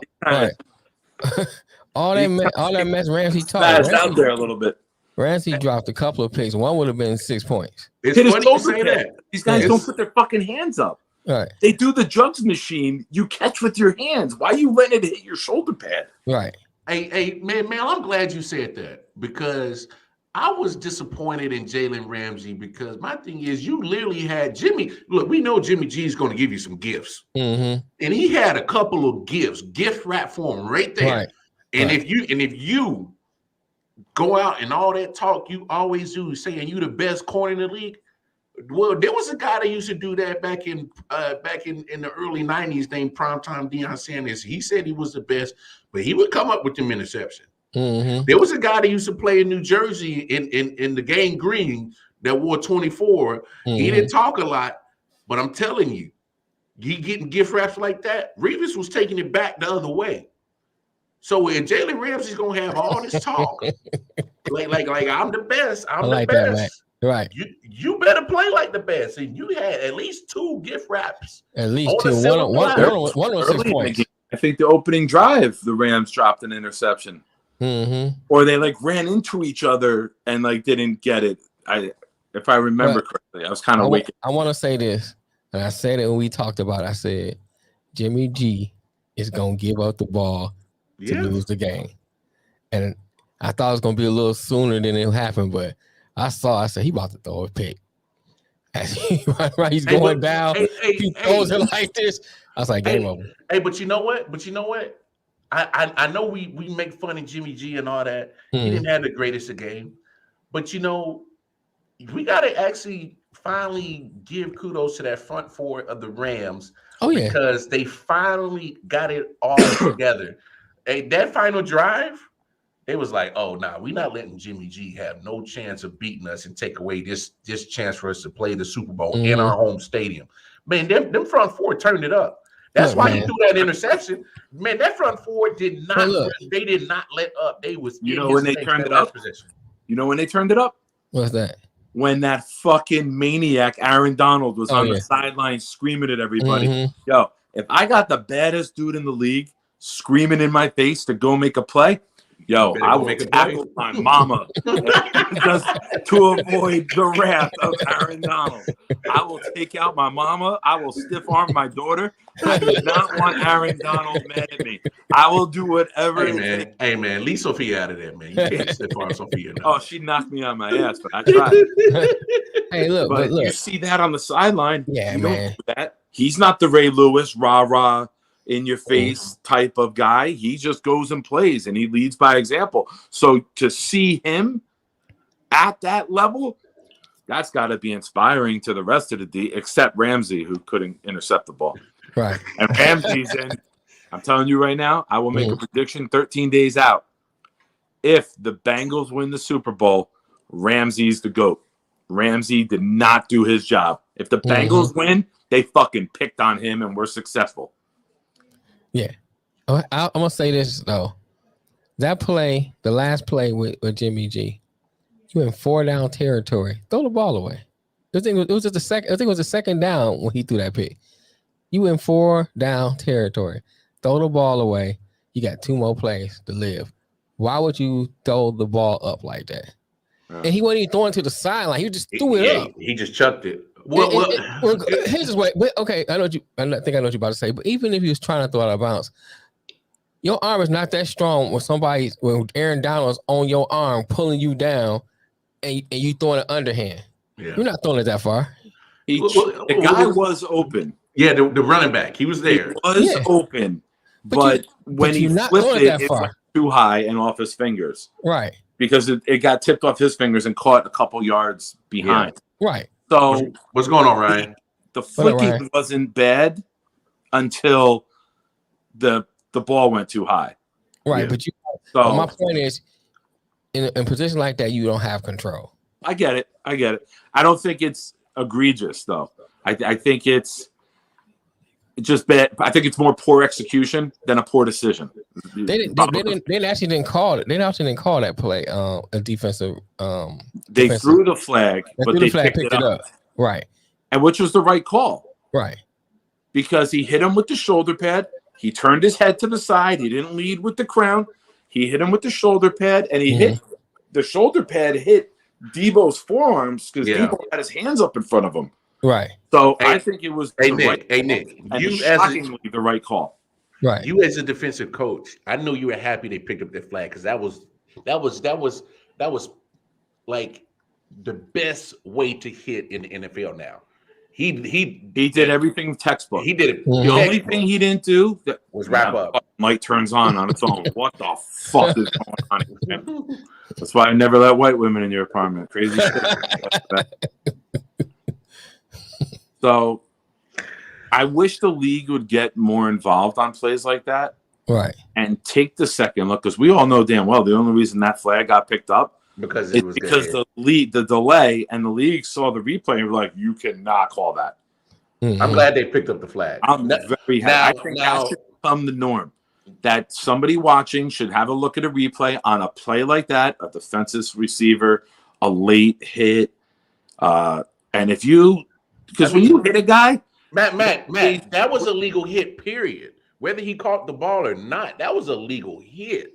Yeah, so he kicked the ball. He caught the ball, and the defender was lunging at him as he caught the ball. So whether he caught it or didn't catch it, it doesn't matter because it's a bang play. It's a bang play. The right. head blowing back is what gets the call. Oh right. Yeah. Oh, yeah. The impact, because right away they think if the head goes back, he had to hit him in the head. Yeah. Not that two guys are running at each other and the impact makes your head go back. Right. So okay. The location of the shoulder pad is everything. Okay. If the head makes contact, the crown makes contact with the face mask, it's clear-cut penalty. Mm-hmm.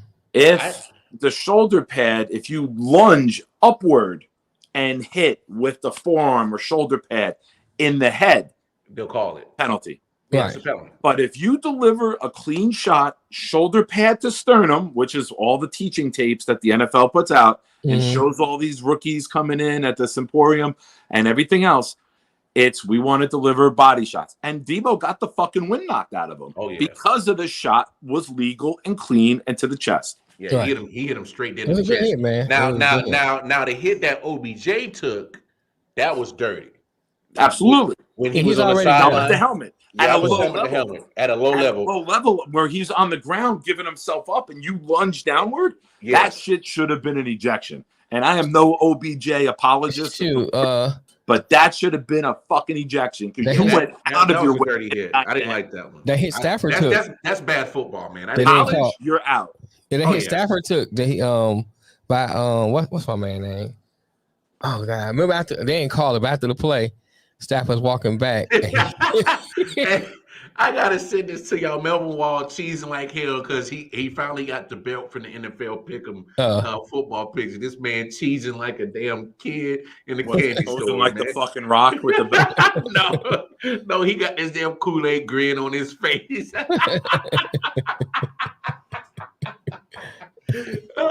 No, I agree with y'all, man. Look.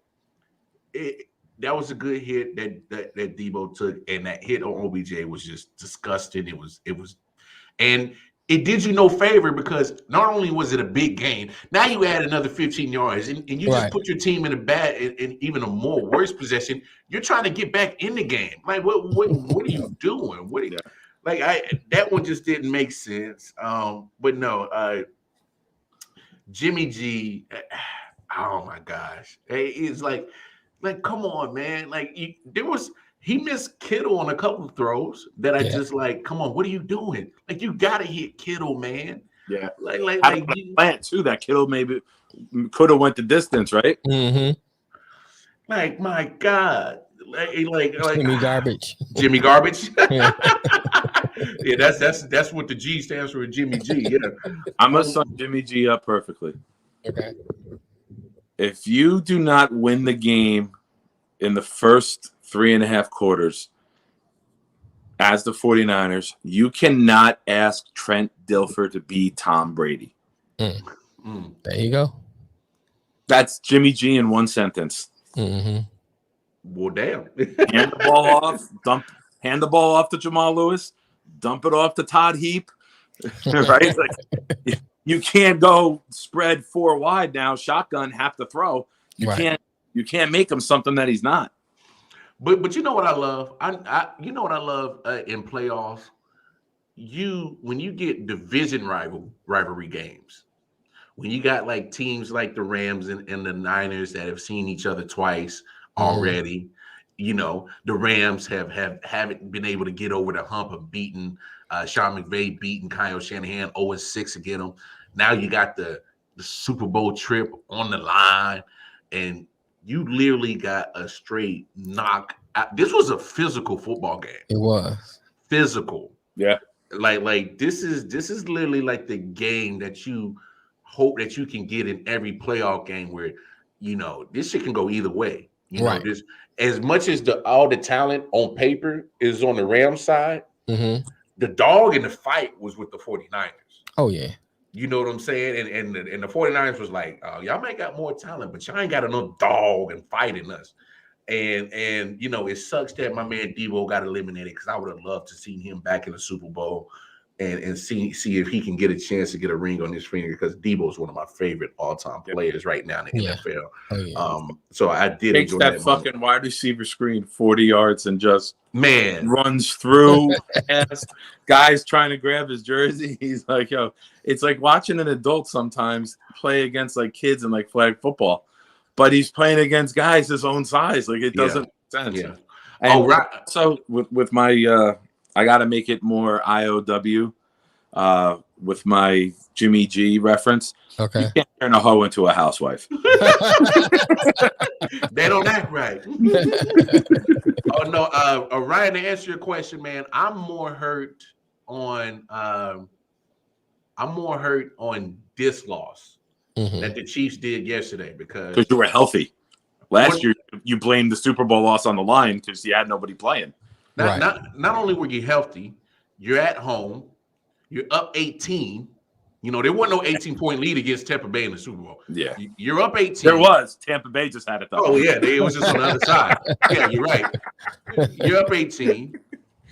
You're at home. You have the crowd advantage, and you all you literally have to do is run out the clock. Run out 30 minutes. Right.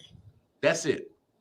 And the Chiefs have shown that they can have 14, 15 play, 8-9 minute drives. They've shown it. So I don't know why they decided not to do that. So that's why this was more painful as a fan to watch that team just collapse.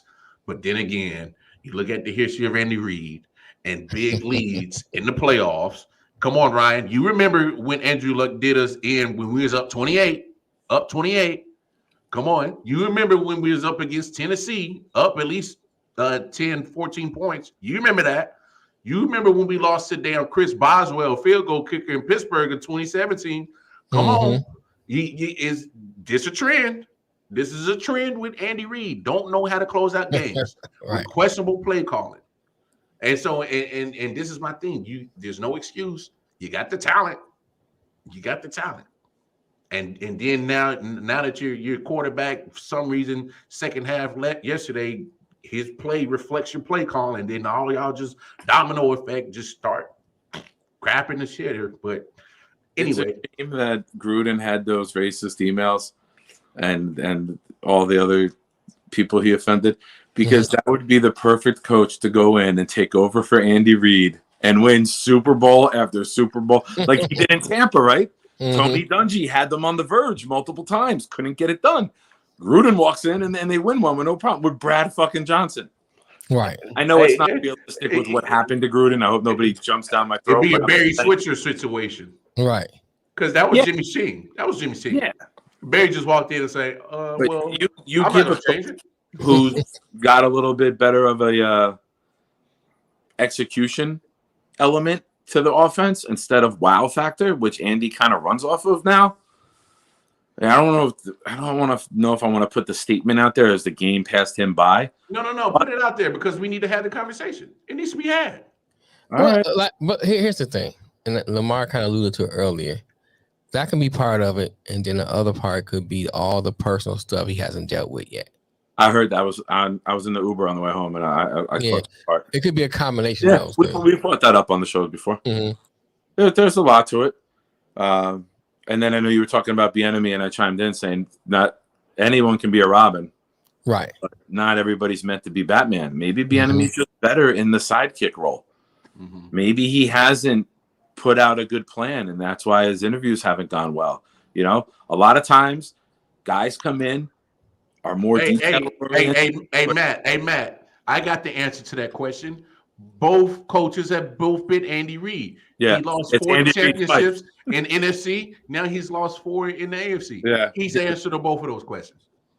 Two-time failure at championship at home. Shout out to Booker T. You hope it ain't 5-time.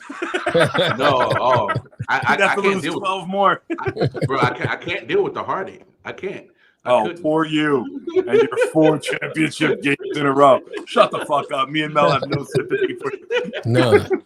hey, if I'm only walking out with 1 Super Bowl victory, man, that ain't enough for me, dog. I need more. It's some great players that never have a Super Bowl victory at all. Yeah. Hey, no, you're right. You're right. The greatest quarterback I've ever seen, Ryan Fitzpatrick, has never even been to the plaplayoffs. He bought a ticket before. He's bought a ticket. He's been there. No, he hasn't. He hasn't. No. He's bought a ticket to go to the game, so he's been there. But no, shout out to that Rams 49ers game. That was some good football. That was good football. Thanks, Ryan. Yeah. So Matthew Stafford goes on his great playoff run, knocks out the GOAT last week. Mm-hmm. The reports came out over the weekend, Saturday. What did Kelly say? Let's get into that. He's supposed to be done. Look, I'm of the belief that, and I'm not saying Adam Schefter has always been great at getting his facts. You know what I'm saying? He's better than Mel Kiper. Just want to say that. If that talk is already out there, because it wasn't just him, it was Darlington too. Mm-hmm. You know what I'm saying? That talk has to be out there. They had to have good sources from somebody to get that kind of information. Company TB12 tweeted out. His own company tweeted out farewell about it. Here's what happened. I'm going to tell you exactly what happened. Brady likes to make these W videos. Hey, guys, it's Monday. We got the W yesterday. And highlights of the game and what happened. He's got people producing that shit, right? Right. Tom Brady is not editing videos. Right. Okay? He probably had his people put together a retirement video. Tom Brady retiring is a wild fucking story. Now, if you work for Tom Brady and Tom Brady's going to retire, you're at the end of the line, right? What do? You fucking sell that story to get paid. Mm-hmm. Now, people that Brady confided in spread their fucking mouth. It caught like wildfire. He feels betrayed. He didn't get to drop his fucking video on Twitter and Instagram about retiring. And then he pulled it off the table and told everybody it's off. Because he's butthurt, because he's such a fucking narcissist and he's so controlling that he wants to control every aspect of everything about him. And now, since he didn't have control, what does a control freak do? When they don't have control, they fucking go ballistic and they lose their mind. I take it back. Motherfucker is going to come back and play one more year because he feels burned by his people. And he doesn't want them to be right. That's my fucking thesis on the whole thing. Well, all right, man. And fuck anyone who works for Tom Brady because you fucked it up for America. Man, because we already had the conversation. Why? What's the point? What do you have to prove? And look, I understand wholeheartedly his competitive drive, how much he loves to be competitive, how much he enjoys winning, and that love for the game of football. I 100% get it. You got the most Super Bowls from player perspective. You got the most Super Bowl appearances. You got more Super Bowl appearances than franchises got playoff appearances. Right. You know what I'm saying? You got more Super Bowl rings than most franchises. Mm-hmm. Matter of fact, you do have more rings. You got more than all. Yeah, there's not a franchise that has 7 rings or 7 championships. You got 7. There's nothing left for you to prove. You are the greatest winner to ever lace up the football cleats. Go enjoy. You about to be 45, man. Like, you already defied Father Time, because you said it, Nick, on the show. His play's been getting better, and so you've already defied Father Time. Let it go, bro. Yeah, I think you better let it go. Let it go.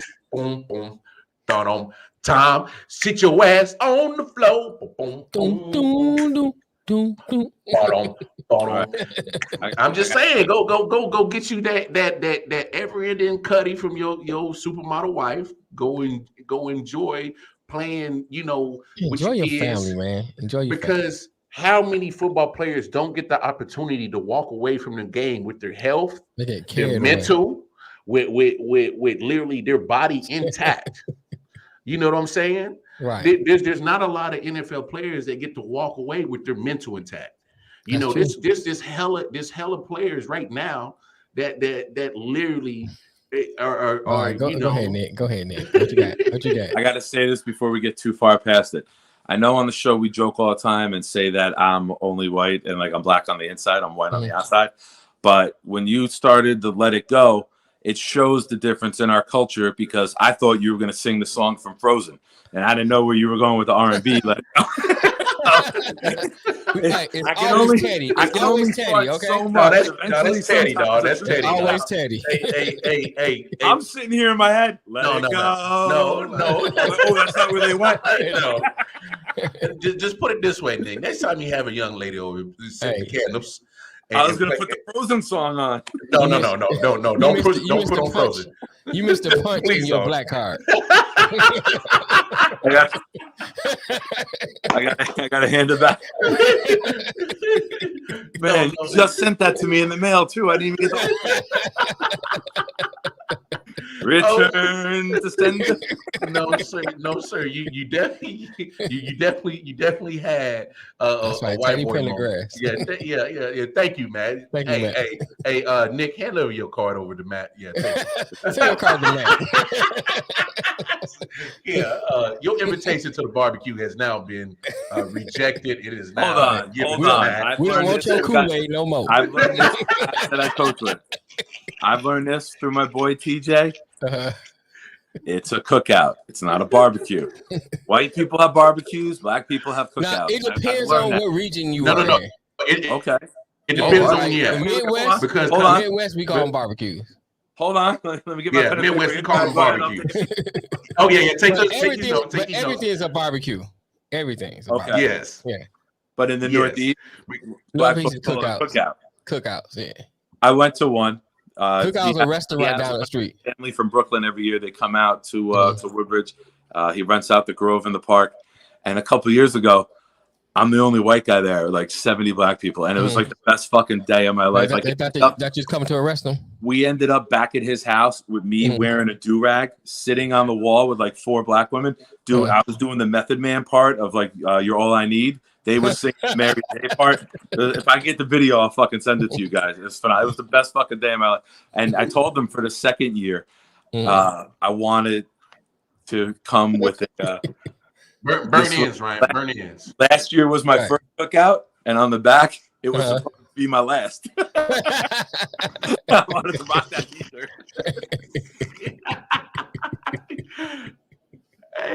Shout out to But yeah, man, when you're in Tom Brady's position, man. I can't wait for the weather to heat up. When you're in Tom Brady's position and you improved all the stuff, you go enjoy your family, man. Just if you're upset about what them people releasing your information, just take the L and enjoy your family, because your family can be like, all right, that's what you're gonna do. Well, we out. Then what? Because you're gonna leave football eventually. Football is not gonna be there all the time. You know what I'm saying? They turn their back on you, then what you have? I don't know, man. If I could go home and enjoy. Giselle don't look like Giselle when she got married. She's too skinny. She looks like fucking Gumby now on her Instagram. Hey, Giselle needs nothing with her. Giselle needs to go to a barbecue. See, I'm real quick. I'm get my black card back right now. She go eat some shit and get some curves on that body, because she. This is her. Just fucking brown on top. This is her. There is nothing there. All right, Matt. You got to share the card with Nick. He got half of it back. So you got to get custody of the card. He can have it on weekdays. I'll take it on weekends. Joint custody of the card. Oh shit! No, I'm the dad. Matt's the stepdad during the week. There's just nothing left to prove, man. I mean, no. You just that you're an asshole. Like you just want to control everything. You already proved that. I can picture him doing what A-Rod did. Remember A-Rod came out during the World Series with signing with the Yankees or extending with the Yankees during the World Series, right? I could picture like fucking Tom Brady dropping his video at like the 2-minute warning of the Super Bowl to try to fucking like make it about him. Hey, no, but you know what? I felt that way because I'm like, yo, why would he drop this news on Saturday? We got AFC NFC Championship game on Sunday. I'm like, bro, you were just a fucking headline hog. They probably made the fucking video to drop it today. Right. I thought that was like, bro, don't try to steal the headlines from what we about to see on Championship Sunday, bro. I was like, come on, like, can you do it after?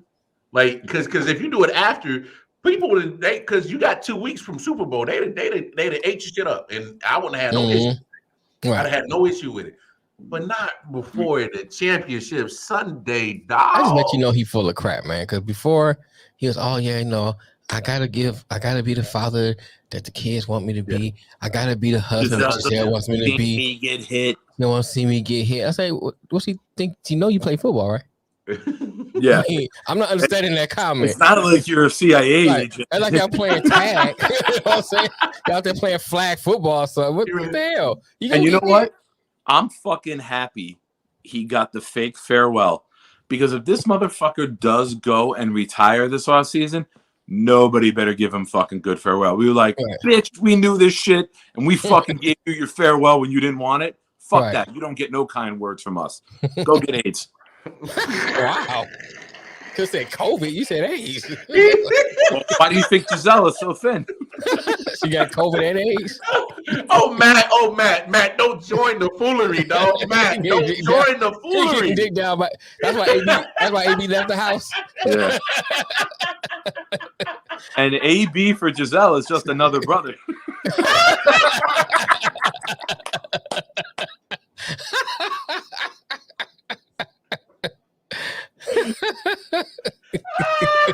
Hey, at least we saved it for the last 10 minutes, man. We did good. Right. Oh shit! Wow! I'm supposed to be the mediator and get all this shit back in order. I finally made the comment that got him to get up and leave the studio. I've been trying for a year. Oh my god! He said AB's just another brother. Oh my god! Oh my god! That's hilarious. Oh my god! I can't. Matter of fact, we need to end this show because we better get canceled. Because Tom about to get his peoples on us right now. Right. He's about to get the whole attorney crew on us. Whole squad. Whoa, yeah, he better. Matt, you open that door, Matt. Yeah, see, you over here start wilding with these two motherfuckers over here, and then the shit just goes off into the deep end. Matt's my Stockton. I'm Malone. He set me up. No, don't be Malone. Malone's a piece of shit person. No, be Malone. Yeah. don't do that. Don't be Malone. Oh right. yeah, Matt. He has full custody now. All right. He's Jason Kidd. I'm Brian Scalabrine.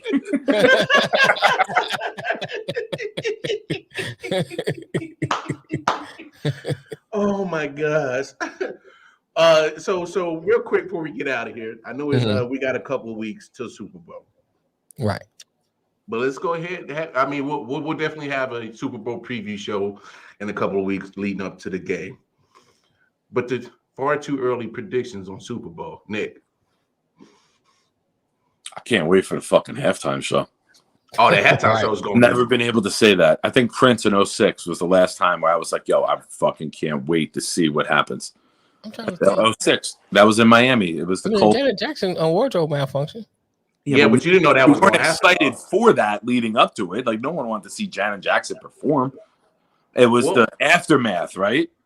Yeah, like leading up to this with Snoop, Dre, and Mary J. Mm-hmm. I'm not a big Kendrick. Hey, I'm down with that. I'm down with that. I'm down with that. His songs, like I'm an old school hip hop guy. Hey, I'll put it to you this way, Nick. Kendrick is the closest to old school hip hop in this new generation of hip hop. I've heard people say that. I just wouldn't know his flow or check out Kendrick, man. You'll like Kendrick. I like Kendrick. Hey, Mel, let's set that up. Melvin Wall, yeah, we can definitely do a man down I.O.W. live reaction during the Super Bowl. We could probably set that up for sure. Because my team's out of it, so I'll be watching it, but I ain't, be tuned in like I normally was. My team was out of it doing. Just so you know, Mel and I agreed to do the show with Melvin in like the third week of September when our teams were eliminated. Right. We've been locked into this show for months. Hey, Mel said the Tupac hologram. Why not? That would be dope. They did that already, though. If you bring him to Coachella, why wouldn't you fucking bring him out here? No, what I'm saying, like they done the hologram, but saying like if they do the California Love, like Dre gotta have the hologram. Like, that would be nice. I don't cannot have the hologram. California demon. But I said, but I said I got the hoochie screaming. Come on, you gotta have the hologram. You gotta do They better do the hologram. I'm fucking getting with Colt 45 Roger. You got Roger out there too. I'm not even drinking the Paps. I'm going Colt 45 40s. We're going 40s and fun for the Super Bowl. 40s and fun. He said 40s and going fun. Old school. My kids are about to get a fucking culture shock into what daddy's all about. Well, this would be an interesting show. Oh wow, we're gonna put the behind the scenes on Patreon. Yeah, that might. Nick gonna be acting a fool.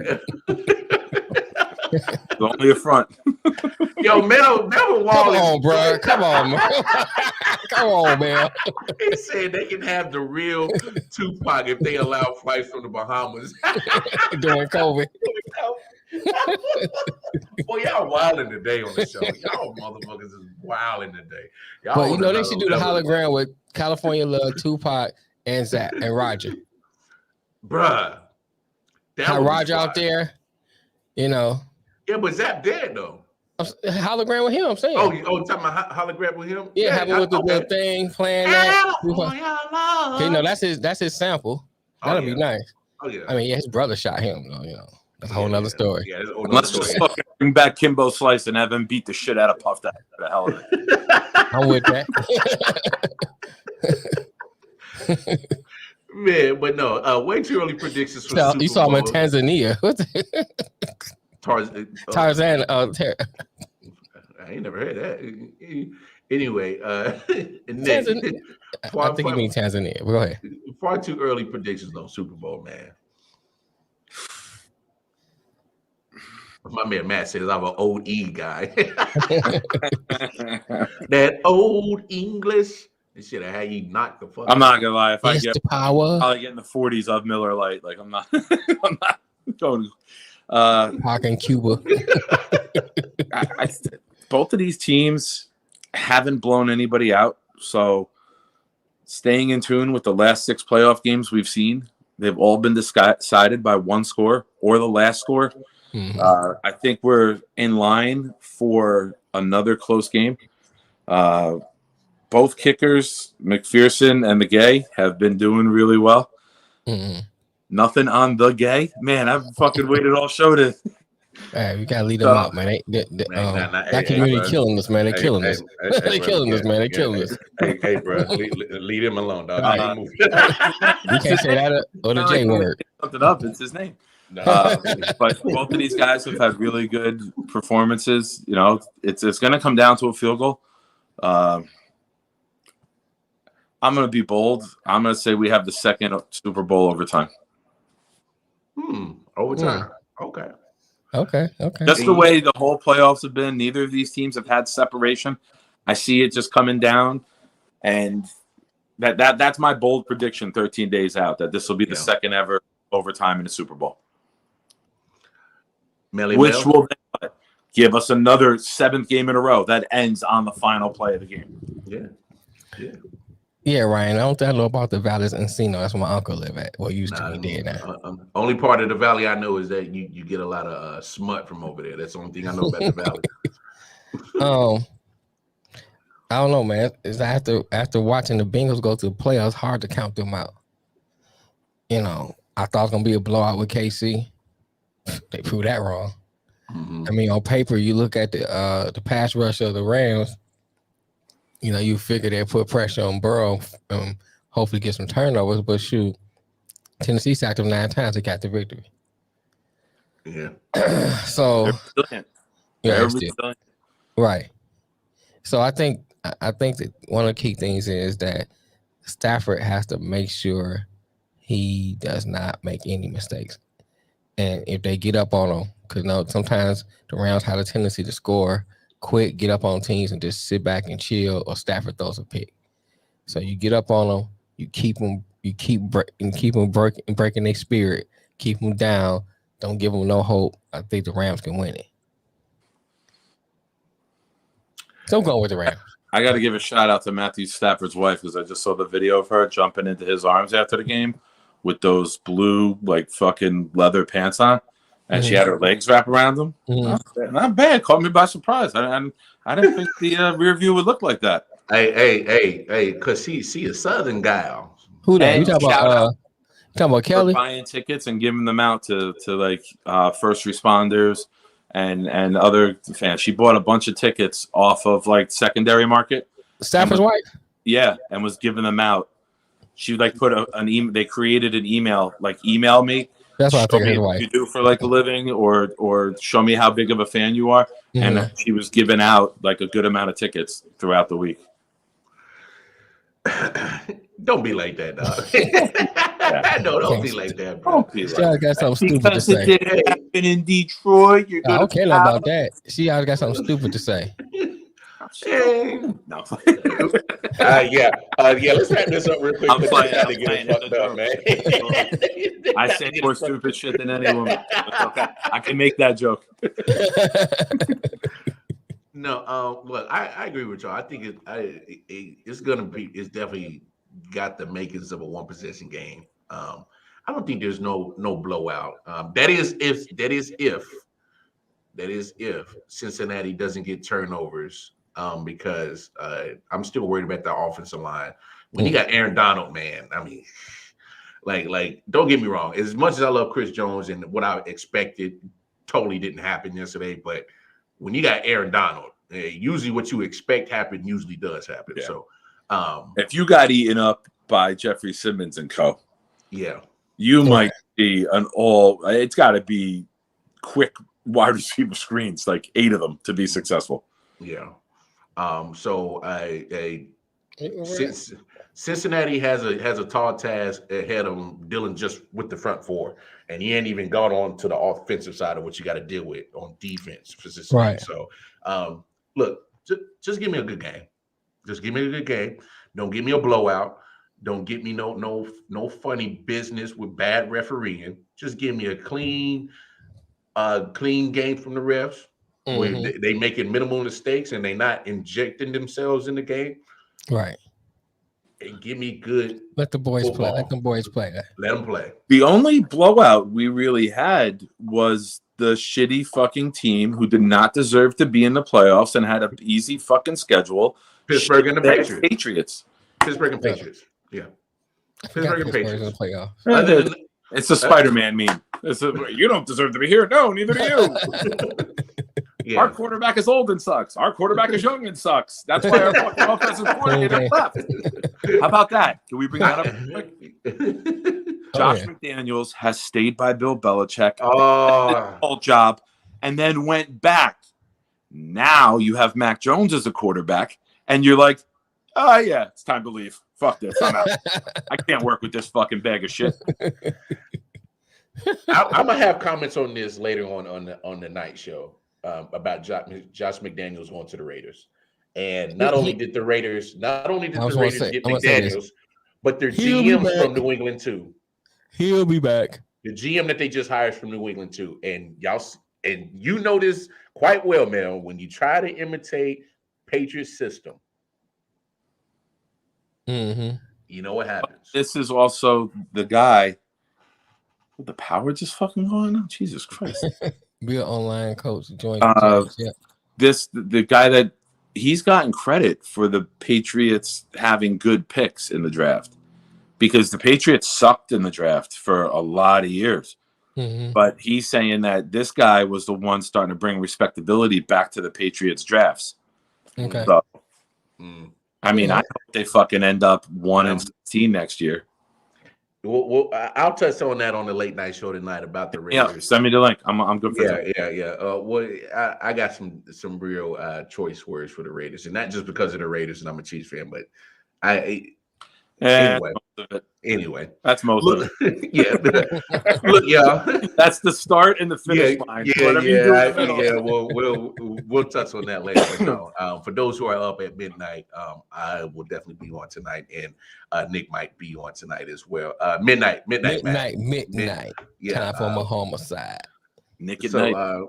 Nick at night. Yeah, I like that. Crazy weekend of football. A lot of course, the headlines of football. It's just that time of the year, y'all. So deal with it. It's all right. If you want to beat out the NFL, make your product better. Anyway, on behalf of the I.O.W. Sports Crew, episode 125 is in the books. Come back Thursday for episode 120. Oh, Ryan, my homicide. No, don't do that to me, man. Come on.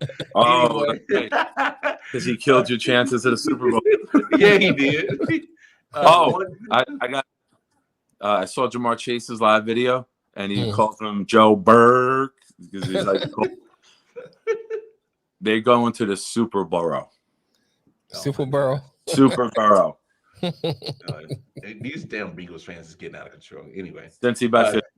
They're getting out of hand. I know it's been 30 years, but come on, relax, y'all. Look, come join us on Thursday, episode 126, on behalf of the homie Big Nick Shine, Detroit Mail, and myself, the Wildcard Mar. It's been a great episode, and we will check y'all Thursday. It's been real. Cookout, Northeast. Yeah. Peace out, everybody. Thanks for watching.